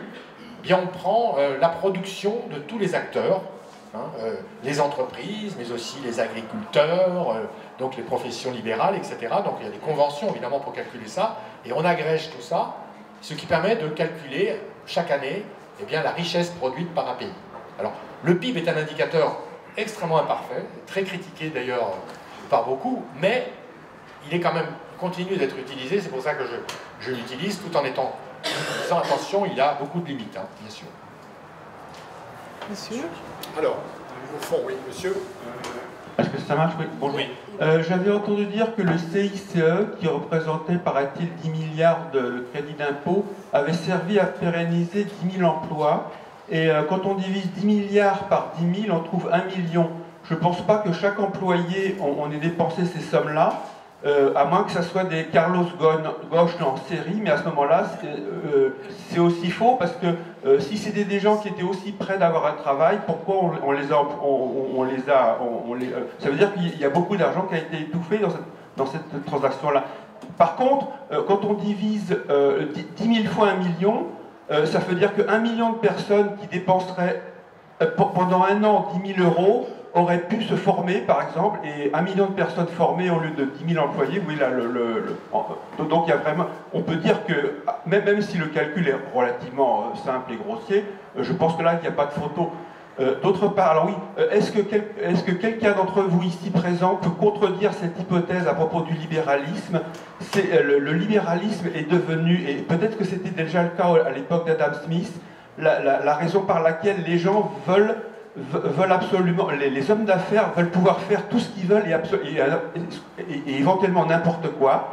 C'est-à-dire qu'avoir la liberté un petit peu de manière prométhéenne, de faire n'importe quoi sans devoir de rendre de compte à qui que ce soit, parce qu'on le constate souvent, il y a des tas d'arguments qui sont en cette faveur-là, et quand vous parlez de Hayek et de Friedman, je pense qu'ils s'assoient complètement sur la Révolution française, et que de ce point de vue-là, nos États occidentaux vivent encore sous l'Ancien Régime. C'est-à-dire que, prenez par exemple la notion de VIP, hein, quelqu'un qui s'appelle Very Important Person, ça vous paraît pas un peu, comment dire, nier les autres, quoi, et puis le show business, etc.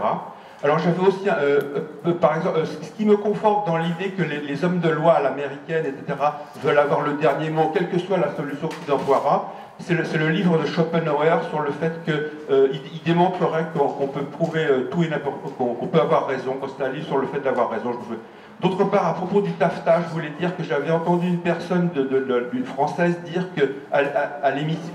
à l'émission de, comment il s'appelle, de Tadei, les Américains nous disent ce qui est à vous est à nous, et ce qui est à nous est à nous. D'autre part, le taffetas, apparemment, ça serait le fait que les entreprises pourraient, au nom de leur profit, pourraient débouter les États qui éventuellement, voulant protéger leurs citoyens, créeraient des lois qui les empêcheraient de faire du profit. Est-ce que c'est vrai, ça? C'est quand même fort, hein? Bon, sur les tribunaux d'arbitrage,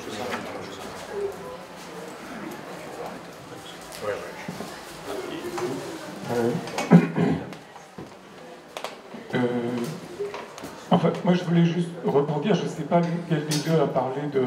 Enfin, vous avez mis en avant le fait que les infrastructures dont on dispose en France, c'est-à-dire hospitalières ou scolaires, sont suffisamment attractives pour que les entreprises aient envie de rester en France quelque part.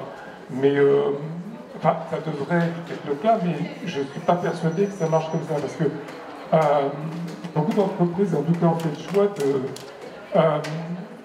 de se développer à l'étranger, partir, alors c'est vrai que le fait qu'on ait des bons hôpitaux, ça peut jouer un rôle favorable. Il y a peut-être des entreprises américaines qui sont contentes d'avoir des filiales en France et d'avoir des employés en bonne santé, mais je pense qu'on a quand même une concurrence très dure, pas très morale. C'est-à-dire que c'est pour ça que je trouve que l'argument qui a été, enfin, le problème qui a été soulevé par la personne que j'ai citée tout à l'heure, on ne peut pas complètement le contourner. Il y a une concurrence qui n'est pas très loyale. Et même si la santé est très importante, est-ce que c'est suffisant justement pour attirer des capitaux? J'ai l'impression pas totalement. Il y a un rapport de force qui permet quand même, voilà, aux patrons de faire un peu ce qui leur passe par la tête, même si en même temps, en rebondissant sur ce que vous aviez dit, monsieur, vous avez parlé de Bernard Arnault au début, mais c'est vrai que en même temps, la propriété privée, je ne pense pas qu'on puisse complètement y renoncer. Moi, je ne crois pas, parce que je ne sais pas si ça marcherait mieux, sincèrement. Mais par contre, c'est vrai que les rapports sont déséquilibrés. Il faut reconnaître que les rapports sont... C'est vrai que les rapports sont déséquilibrés. C'est-à-dire qu'effectivement, Bernard Arnault fait un peu ce qu'il veut, il faut reconnaître. Vas-y. Alors, on reprend? Il y a d'autres questions? Oui, juste une question. Vous avez parlé tout à l'heure de la Révolution française et de la citoyenneté. Le problème de la citoyenneté, c'est qu'elle s'établit dans une cité ou dans un État-nation. À la Révolution française, la France était un des rares pays organisés en État-nation. Par ailleurs, il était le pays le plus peuplé d'Europe, c'était la Chine de l'Occident à l'époque. Aujourd'hui, la France ne représente qu'1%, un peu moins de la population mondiale. Son économie, qu'on le veuille ou non, mais est fortement ouverte. Donc, comment peut-on repenser la citoyenneté et donc le rapport avec des institutions, en l'occurrence nationales, puisqu'il n'y a plus d'État-cité, dans un monde et dans une économie totalement ouverte? Voilà, pour moi ça me paraît une contradiction extrêmement forte entre les exigences du citoyen, dont pour l'essentiel d'entre nous, nous vivons dans un État-nation dans lequel l'essentiel de notre économie, notre vie sociale s'effectue, et puis dans une société totalement ouverte au capital mondial. Prenons l'exemple, on va dire, de l'usine de Ford à Bordeaux, qui est probablement, possiblement tout au moins, d'être fermée. Les citoyens et les ouvriers qui y travaillent, ou les cadres qui y travaillent, vivent à Bordeaux ou dans sa banlieue, consomment en France, alors que le groupe Ford a une politique d'investissement au niveau multinational. Et donc, la contradiction, comment on sort de cette contradiction entre des individus, des citoyens qui vivent dans une économie et sociale limitée, grosso modo, à l'État-nation, ou voire à la région, et puis des capitaux qui sont transnationaux. Encore une? Oui. Oui, ben, je prends la parole. J'essaie de réfléchir. Moi, je fais partie peut-être des gens qui sont... On n'entend pas. Oui, j'ai une entreprise et je fais partie peut-être des gens qui vivent l'entreprise. Classe moyenne, j'ai vu que les impôts sont de plus en plus lourds. Et donc, bon, j'en souffre, moi surtout quand on commence à avoir une famille, etc. Bon, globalement, je me pose quand même des questions, parce que comme vous le disiez au départ, il y a des inégalités de plus en plus dans ce monde.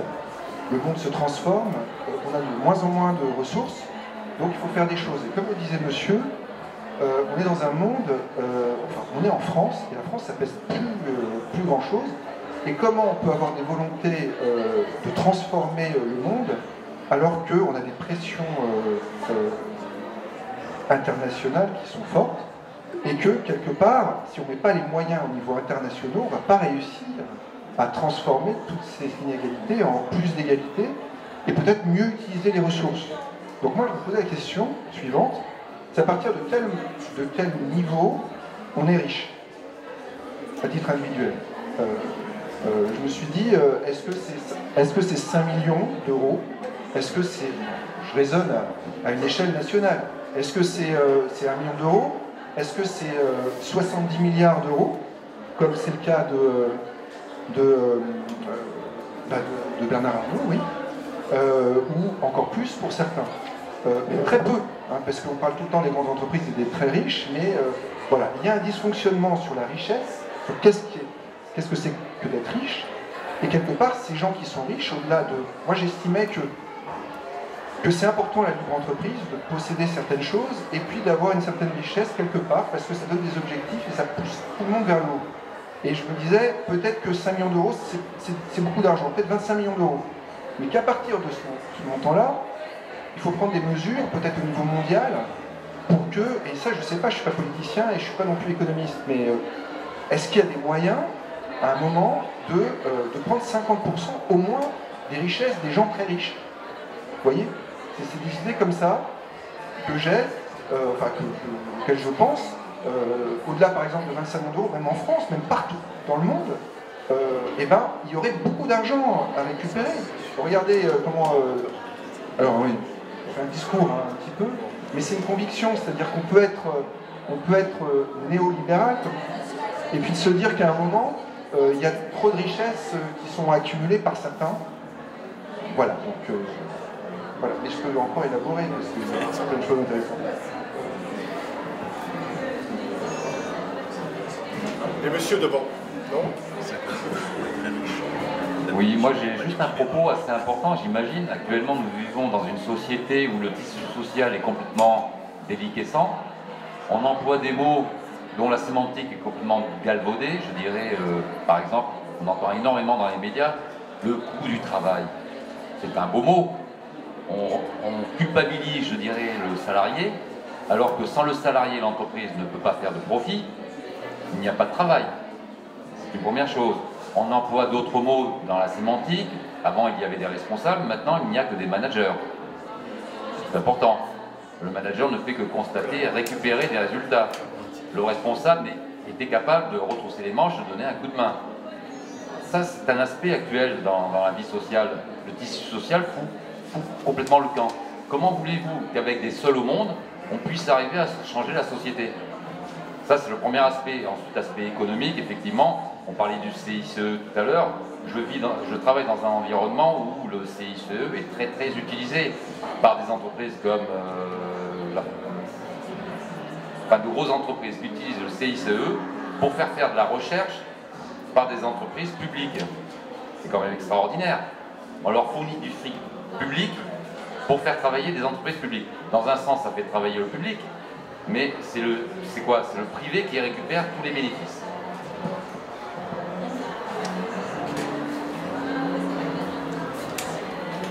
Moi, je voulais parler des déclarations de transfert, c'est-à-dire d'une tentative de l'Union européenne qui date de 2 ou 3 ans, je dirais 2 ans et demi, de limiter l'évasion fiscale par les groupes internationaux. Je vais vous expliquer ça facilement, je pense. Ce qui se passait, c'est que, je parle de mon expérience de chef comptable en multinationale, ce qui se passait, c'est que les multinationales faisaient le bénéfice qu'elles voulaient en France parce qu'elles avaient des filiales de distribution de marchandises ou de services à l'étranger. Et donc, le résultat imposable, en France, il était fait par le prix d'achat des marchandises au groupe. Si vous voulez, on mettait une plateforme en Hollande et hop, tout l'achat de tout ce qu'on allait revendre en France était acheté au groupe via la Hollande. Et donc, le bénéfice que vous alliez payer en France, que vous alliez faire en France, le bénéfice imposable, il était totalement dicté par cette loi, donc ils étaient très faibles. En général, elles étaient très peu imposées, les entreprises. Donc c'était extrêmement facile. Il y a 2 ans et demi, l'Union européenne a imposé la déclaration de prix de transfert. C'est-à-dire que toutes les filiales basées en Europe, et uniquement en Europe, déclarent tous les types de transactions et tous les montants. Et on a vu arriver des cabinets de fiscalistes bien payés, très cher payés même, disant, bon, allez, une filiale de distribution, on va négocier une rentabilité nette de 5%. Voilà, en gros, c'est des choses comme ça. Donc on est quand même à une nouvelle ère à l'intérieur de l'Europe quand même. Bon, alors vous allez me dire comment contourner le truc, parce que la déclaration, tout le monde a fait dans le multinational, la déclaration de transfert. Contourner le truc, bah, vous avez carrément Google qui négocie d'égal à égal avec en Irlande son taux d'imposition. Je crois que c'est depuis qu'il y a une déclaration de ces transferts, on voit ça apparaître. Donc il y a un petit... il y a le curseur à bouger. Il y a des déclarations de ces transferts et il y a des réactions de ce type qui apparaissent. Voilà. C'est quelqu'un qui a vu ça, qui sont vécu. Et puis encore juste une petite observation, j'ai vu un article, j'ai vu un reportage sur ce qui se passe au Parlement européen et sur Eva Joly qui bataille vraiment de manière tout à fait courageuse. Et il y a également une femme, alors dont le nom est très compliqué à prononcer, je pense qu'elle doit être hollandaise ou un truc comme ça. Commissaire, c'est ça. Oui, voilà, c'est ça. Et donc ce sont deux femmes qui se battent justement pour faire changer les choses. Et alors elle parlait d'un type qui était à la tête, je ne sais pas son nom de famille, qui est un personnage du Luxembourg, un des grands patrons du Luxembourg, qui en fait était à l'origine justement, qui permettait, excusez-moi, hein, j'ai pas les mots pour le dire, mais qui permettait aux grosses entreprises en fait de faire le maximum de bénéfices en défiscalisant, etc. Je ne connais pas son nom. Juncker, voilà. Président de la Commission européenne. Juncker. Elle disait, mais c'est inadmissible, comment ce type peut-il être à la tête du Parlement européen, à la Commission, voilà, et en même temps venir nous faire des leçons, enfin, alors qu'il fait tout le contraire par ailleurs au Luxembourg. Donc voilà, et elle racontait qu'elle avait été obligée à un moment d'avoir, alors mon intervention est là-dessus, elle était obligée d'avoir des gardes du corps parce qu'il y avait eu des tas de problèmes. On avait visité son appartement, enfin il lui est arrivé toutes sortes d'emmerdes, hein, et donc elle craignait pour sa vie. Hein.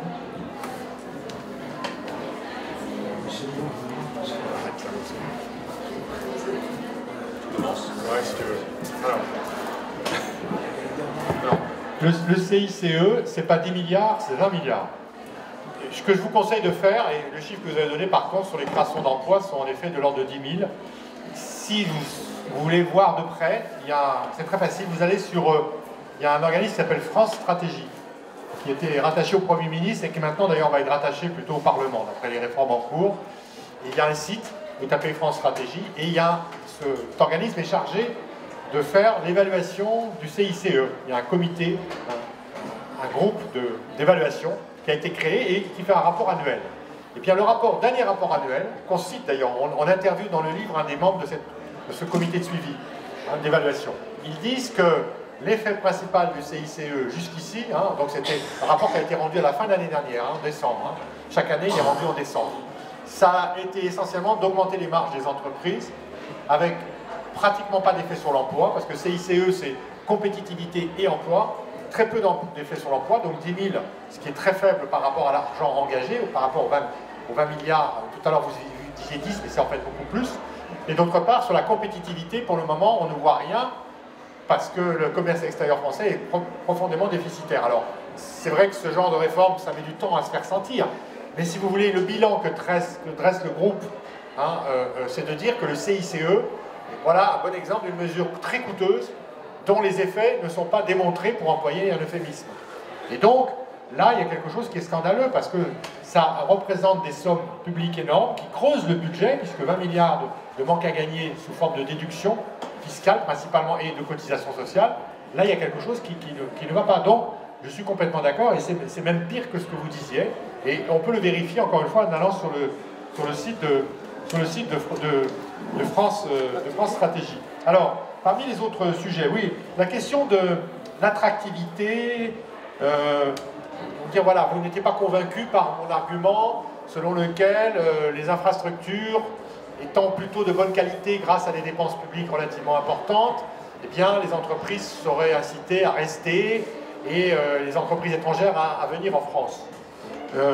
Bien entendu, on est dans un monde qui est très ouvert et très complexe. Comparons tout simplement les pays dits émergents et un pays comme la Chine avec la France. Quand vous avez des niveaux de salaire qui sont 5 fois plus bas, sans aucune charge sociale ou presque, évidemment les investissements se délocalisent. Et ça, on ne peut rien y faire, sauf à baisser encore plus nos salaires et à supprimer la protection sociale en France. Mais est-ce ça qu'on veut? Donc évidemment, à partir du moment où on maintient des salaires plus élevés et un minimum de protection sociale, il y aura toujours des entreprises qui vont délocaliser ailleurs. Ça, c'est quelque chose qui est malheureusement inévitable. Quelle est la parade face à ça? La parade face à ça, notamment, c'est de refuser, quelqu'un a parlé tout à l'heure du TAFTA, dans le cadre des traités de libre-échange, par exemple, de refuser ces traités de libre-échange et de dire on ne veut pas de dumping, comme on dit, fiscal ou social, c'est-à-dire commercer avec des pays qui jouent au maximum les bas salaires et surtout le manque de protection sociale, environnementale, etc. Et dans les traités de libre-échange, en ce moment, comme vous savez, le débat ne porte pas tellement sur les droits de douane, mais plutôt ce qu'on appelle les normes non tarifaires, qui sont les normes sociales, environnementales, sanitaires, notamment sur les questions de santé, d'alimentation, etc. Et donc aujourd'hui, la parade face à des pays qui pratiquent ces mesures de dumping, c'est-à-dire qui jouent la dévalorisation maximum du travail, des normes sociales, etc., eh bien, c'est de dire nous on maintient ces normes. Or malheureusement, la logique des rapports de libre-échange, c'est de les réduire, ces normes, parce qu'elles sont considérées comme des obstacles à la libre circulation des marchandises. Et donc nous nous battons à TAC, bien d'autres organisations encore, hein, il y a des collectifs importants en France et dans toute l'Europe d'ailleurs. On s'est battu et on continue de se battre contre ce type d'accord de libre-échange parce que justement, ils amènent ce genre de situation où les entreprises profitent à fond la caisse de différences de niveau de fiscalité, de niveau social, de niveau de salaire entre les pays, avec des effets tout à fait dévastateurs chez nous, mais aussi là-bas. Parce que là-bas, ça fait une pression permanente à la baisse sur les salaires ou la protection sociale. Donc, on est vraiment dans une logique mondialisée. Il faut faire très attention, mais il faut absolument continuer à préserver un minimum de protection. Alors attention, parce qu'aujourd'hui, on parle beaucoup du protectionnisme. Nous, enfin, à TAC en tout cas, on est pour l'idée de protection. C'est-à-dire, l'idée, c'est que les pays ont le droit de se protéger contre des agissements ou des politiques qui sont dangereuses pour la qualité de vie, l'alimentation, l'environnement, etc. chez eux. Et on doit, au maximum, imposer des normes. Voilà. Et ça, évidemment, aujourd'hui, c'est pas dans l'air du temps. Parce que le néolibéralisme, le libre-échange, eh bien, va au contraire dans l'autre direction. Et donc, on a un travail de sensibilisation des concitoyens, des politiques, des élus, pour essayer de leur dire, attention, là, il y a des choses qui sont dangereuses. Pour le moment, je dois avouer qu'on a du mal, parce que le CETA, par exemple, le traité de libre-échange avec le Canada, entre l'Europe et le Canada, est en application provisoire. Il va passer devant le Parlement français à la fin de l'année, et vous allez voir, il va être voté, probablement par la majorité actuelle, la majorité macroniste. Et donc, nous, on essaie de dire, attention, aux citoyens, là, on a un vrai problème. Vous, élus, n'acceptez pas de voter n'importe quoi par rapport à ce genre de traité, par exemple. Donc ça fait partie des choses sur lesquelles on est... Alors maintenant, la France, tout petite dans le monde. Oui, on est un tout petit pays, et est-ce pour autant qu'on n'a pas de moyens d'action et de protection? Moi, je crois qu'il ne faut pas considérer qu'on est dans l'impuissance la plus totale. Le néolibéralisme, ça a consisté à mettre en place des mesures et des politiques pour affaiblir les États-nations en particulier. Notamment, qu'est-ce qui est le vecteur principal? Eh bien, c'est la mobilité internationale du capital. C'est-à-dire en permettant aux capitalistes de déplacer le capital vers les pays où il y a les salaires les plus bas, le moins de protection, la fiscalité la plus basse, ils mettent en concurrence les pays les uns avec les autres et ils affaiblissent ces États et les politiques publiques, et notamment ils laissent faire aussi l'évasion fiscale. Parce que l'évasion fiscale, ce qu'a montré les Paradise Papers, c'est pas uniquement de la fraude, des gens qui trichent avec qui n'appliquent pas la loi, c'est tout à fait légal la plupart des opérations. Et si c'est légal, c'est que les gouvernements, en fait, laissent faire, en fait, très largement, ces pratiques. Ils pourraient modifier la législation fiscale et renforcer les contrôles et, en fait, lutter d'une manière efficace contre l'évasion fiscale s'il y avait la politique. Et ce qu'on démontre facilement, c'est qu'en France et dans bien d'autres pays, il y a une sorte de collusion entre les politiques et les multinationales. Le meilleur exemple, c'est évidemment le Luxembourg, dont vous avez parlé de M. Juncker, l'ancien Premier ministre du Luxembourg pendant 19 ans, qui devient après président de la Commission européenne, et c'était un de ceux qui, en Europe, organisait le plus l'évasion fiscale, comme l'a montré le scandale des LuxLeaks, vous savez, les fameuses fuites à propos de la pratique de l'évasion fiscale organisée par des gens comme M. Juncker en Luxembourg. Donc notre travail à nous, citoyens, et organisations comme ATTAC et d'autres encore, c'est de porter sur la place publique ce genre d'agissement, le manque de volonté politique des gouvernements de se battre contre ça, et je pense que sur la question de l'évasion fiscale, sur d'autres sujets je serais moins optimiste, mais sur la question de l'évasion fiscale, nous marquons des points, pas uniquement grâce à nous, d'ailleurs grâce aux scandales qui se produisent et qui scandalisent les citoyens, hein, les Paradise Papers, les Panama Papers, les LuxLeaks, etc. Donc là, il y a des choses sur lesquelles on peut s'appuyer pour obliger progressivement les pouvoirs publics à agir. Alors, il ne faut pas agir uniquement au niveau national, il faut agir aussi au niveau international et en particulier européen. Si l'Europe a un sens, c'est notamment de pouvoir se coopérer, harmoniser nos pratiques fiscales. Et malheureusement, ce n'est pas forcément le cas. Ceci dit, je vais vous dire une chose qui va peut-être frapper ou étonner certains. les gouvernements nationaux comme le nôtre vont moins loin que la Commission européenne dans la lutte contre l'évasion fiscale et contre les pratiques des multinationales. Regardez ce qui se passe ces jours-ci, si vous lisez un tout petit peu les journaux, vous écoutez la radio, etc. Il y a la taxation des GAFA, des entreprises numériques. Il faut savoir que la France, M. Le Maire, ministre des Finances, propose un projet qui est beaucoup moins ambitieux pour taxer les GAFA que celui de la Commission européenne. Eh bien, comment expliquer ça? Eh bien parce que le dessein, l'objectif du gouvernement français, en réalité, c'est de faire croire qu'il passe une réforme, alors que c'est une réforme extrêmement modeste et beaucoup moins ambitieuse. Pourtant, la Commission européenne, ce n'est pas des champions, ce n'est pas des gauchistes, hein. Mais ils ont compris que là, il y avait un objet, un sujet sur lequel il fallait se battre. Eh bien, ils vont plus loin que les gouvernements, et notamment le nôtre. Et donc là, nous avons aussi à nous battre sur ce front-là, parce que nous avons des gouvernements qui aujourd'hui sont absolument pas, qui n'ont pas la volonté politique de se battre sur cette question. Et c'est pour ça que tout à l'heure on parlait de l'injustice fiscale, les classes moyennes qui ont l'impression d'être écrasées par l'impôt et qui pensent qu'il y a une injustice, et elles ont raison très largement. Eh bien c'est lié notamment à ces pratiques contre lesquelles les gouvernements, notre gouvernement actuel en particulier, ne se battent pas avec autant de volonté politique qui serait souhaitable. Bon, juste pour compléter sur deux points. Le premier point, c'est, je crois, par rapport à ce que monsieur a dit sur Adam Smith. Je ne suis pas du tout un défenseur d'Adam Smith, mais je tiens absolument à faire la distinction entre le néolibéralisme actuel, celui qui s'est imposé, disons, au début des années 80, et puis d'autre part la pensée d'Adam Smith. Pourquoi? Parce que Adam Smith était quelqu'un qui pensait, en effet, d'abord et avant tout à la division du travail dans une économie et aux effets bénéfiques que cela pouvait entraîner. Néanmoins, c'était quelqu'un pour qui le droit importait beaucoup. Il a prononcé, ce qu'on ne sait pas tellement, des leçons de morale et de jurisprudence. C'était quelqu'un qui mettait l'accent sur l'importance du droit et de la jurisprudence. Et c'est quelqu'un qui, d'ailleurs, à titre personnel, avait une certaine forme de mépris, on la partage ou pas, pour le métier de commerçant ou de marchand. De la part d'un économiste libéral, c'est quand même quelque chose d'assez curieux. C'est pour dire que ça n'a pas grand-chose à voir avec Hayek, Friedman et d'autres. C'est vraiment quelqu'un de très très différent. À cet égard, il ne faut pas faire de confusion. Libéralisme, c'est là encore un terme qui est assez fourre-tout. Alors, monsieur a posé la question de savoir s'il était néolibéral, ou plutôt vous avez dit que vous étiez néolibéral, mais que quand même vous étiez partisan d'une imposition à la hauteur de 50% pour les très grands capitaux. Je pense, compte tenu de tout ce que je sais de la pensée néolibérale, que c'est assez difficile à concilier avec le néolibéralisme. Donc, je pense. Donc c'est une proposition qui vous fait honneur, à la limite, mais en tout cas qui vous situe très loin du néolibéralisme, de Friedman, de Hayek et d'autres. Je peux soit vous inquiéter, soit vous rassurer à cet égard, mais vous êtes vraiment très très loin, vraiment à une distance astronomique.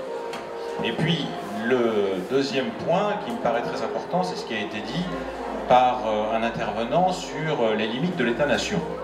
Alors c'est un point qui me paraît très important. Ça me paraît très important parce qu'en effet, la Révolution française a eu une portée qui était une portée mondiale, mais en même temps, il y a eu une limitation de l'imaginaire de la Révolution française par l'État-nation. Mais il faut savoir, contrairement à ce qu'on dit souvent à propos de la Révolution française, que les droits de l'homme et du citoyen qui sont proclamés dans la Déclaration des droits ne sont pas des droits qui sont réservés aux nationaux. C'est rétrospectivement qu'on a construit toute une interprétation de la Déclaration des droits de l'homme et du citoyen, déclaration qui a été interprétée comme si les droits de l'homme étaient universels et les droits du citoyen étaient exclusivement nationaux. C'est faux. Quand la plupart des gens qui rédigent, qui réfléchissent, qui débattent sur la Déclaration des droits de l'homme sont amenés à s'entendre sur la définition de ces droits, ils considèrent que les droits de l'homme sont indissociables des droits du citoyen, premièrement, et ils considèrent deuxièmement que les droits du citoyen sont les droits de n'importe quel homme dans le monde. Donc ils considèrent que les droits du citoyen ne sont pas les droits exclusivement nationaux. C'est après coup. Alors maintenant, évidemment, ça sert les visées, les entreprises de certains qui voudraient que justement un certain nationalisme réapparaisse et disons, se développe de nouveau. Mais c'est pas du tout, et parfois ils s'abritent derrière cette déclaration, mais c'est d'une façon totalement ignoble, parce que la Déclaration des droits de l'homme et du citoyen n'est absolument pas nationaliste. On peut dire tout ce qu'on veut. Par contre, là où vous avez raison, c'est qu'il y a des limites qui sont dues au fait que vous avez une transnationalisation des capitaux, ce que vous avez indiqué très justement, et que par ailleurs, vous avez des États-nations, et même en supposant qu'un certain nombre de gouvernements soient bien intentionnés, et qui viendraient à la tête de ces États-nations, on peut se demander quelle serait leur marge de manœuvre, et vous avez raison, ils pourraient faire quelque chose, mais dans des limites qui sont effectivement assez vite atteintes. Bon. Alors on a vu ce qui s'est passé pour la Grèce, avec une sorte de coup d'État à froid qui a été organisé par la Troïka contre le gouvernement grec pour l'obliger à revenir sur ses propres engagements, après que 60% des citoyens grecs par référendum aient approuvé néanmoins les orientations du gouvernement grec. Donc on voit effectivement que ce n'est pas une chose simple. Et donc à cet égard, il me paraît nécessaire de poser, alors j'irai dans le sens de Dominique, mais peut-être encore au-delà, non seulement il faut que l'action soit internationale, mais il faut envisager la construction de ce que j'appellerais une citoyenneté transnationale. Alors, citoyenneté transnationale, ça veut dire que ça se construit d'abord et avant tout dans l'activité, dans un combat. C'est pas quelque chose qui va se décréter, c'est pas un gouvernement qui va arriver comme ça au pouvoir en disant tiens, citoyenneté transnationale. J'ai beaucoup de mal à envisager un tel scénario. Mais en revanche, que ce soit un combat qui relève des citoyens de différents pays et qui fasse convergence par rapport à des objectifs précis, ça c'est quelque chose qui est possible de mettre en œuvre dès maintenant, et ça contribue à construire quelque chose qui serait de l'ordre d'une citoyenneté transnationale. Ça veut dire à ce moment-là que ça implique la transformation des institutions politiques. Ça implique la transformation des institutions politiques non seulement au niveau national, mais au niveau mondial. Ça implique à ce moment-là, alors sans parler de gouvernement ou d'État mondial, parce qu'encore une fois je suis assez réticent, parce que ça impliquerait une administration mondiale dont on peut se douter de ce qu'elle donnerait, mais je crois qu'en revanche, ce qui est important, c'est d'envisager tout ce qui peut renforcer le sentiment des citoyens de par le monde, quel que soit l'État auquel ils appartiennent, que appartenant justement à quelque chose qui est de l'ordre du commun, là en l'occurrence la même planète, la même Terre avec les mêmes défis à relever, il y a une action à entreprendre, qui est une action à entreprendre pas simplement au niveau international. Là, justement, c'est une petite rectification, parce que international, on s'est trop complu, en particulier à la fin du 19e et pendant tout le 20e siècle, à parler d'international et d'internationalisme. Mais dans internationalisme, il y a inter. Et on peut le comprendre dans un sens réducteur ou restrictif comme signifiant entre. Ça veut dire qu'il y a des nations qui sont constituées, qu'on les laisse telles quelles, donc les États-nations, et qu'on envisage uniquement les relations entre. Ça me paraît important, mais ça ne me paraît pas suffisant. Il faut, sur le plan de l'action, qu'on puisse aujourd'hui s'inscrire justement dans quelque chose qui est de l'ordre de la transnationalité. C'est-à-dire que ça traverse. Regardez, je prends un exemple. J'ai parlé de Barcelone en commun tout à l'heure. Bon, c'est assez remarquable, parce que voilà des gens qui sont bloqués. Vous avez tous vu ce qui s'est passé à propos de la Catalogne, et quoi qu'on pense du nationalisme catalan, il est évident qu'il y a un blocage au niveau de l'État-nation, c'est-à-dire au niveau de Madrid et au niveau du Parti conservateur. Ce qui est intéressant, c'est qu'ils ont fait jouer des articles de la Constitution qu'ils ont interprétés de façon très très libre pour éviter que certaines questions soient posées. Il y a une sorte de chape de plomb, hein, c'est une mainmise. Alors là, l'État-nation, pour les gens qui, par exemple, vivent en Catalogne, même s'ils ne sont pas d'accord avec l'indépendance, c'est quelque chose qui est une véritable emprise antidémocratique. Et à ce moment-là, il y a une démarche quand même à entreprendre. Les gens de Barcelone en commun, par exemple, ils n'envisagent pas les gens qui se battent pour la cause du commun dans les autres régions d'Espagne comme des ennemis. Ce ne sont pas du tout des gens qui font de la question nationale une question prioritaire en considérant que la question sociale est secondaire, pas du tout. Ce sont des gens qui considèrent au contraire que ça doit être si je peux dire, alors là, au sens de ça doit traverser les frontières entre les régions d'Espagne. C'est-à-dire que les gens de la Catalogne doivent pouvoir s'allier avec les municipalités rebelles d'autres régions d'Espagne, qui ne sont pas catalanes. Et de la même manière, ce sont des gens qui ont pris l'initiative en juin dernier de construire une coalition de villes indépendantes. Ça s'appelait Fearless Cities, le nom qu'ils ont donné à cette réunion-là, qui s'est tenue en juin. Et c'était des municipalités, des représentants de municipalités qui venaient de coins très différents. Certains des États-Unis, d'autres d'Europe, d'autres continents, d'Amérique latine, etc. Et l'objectif, c'était de construire une coalition transnationale autour de cette question de la démocratie et de la citoyenneté. Bon, ben ça me paraît exactement la voie à suivre pour justement dépasser les limites qui sont celles de l'État-nation. Un grand merci à nos invités.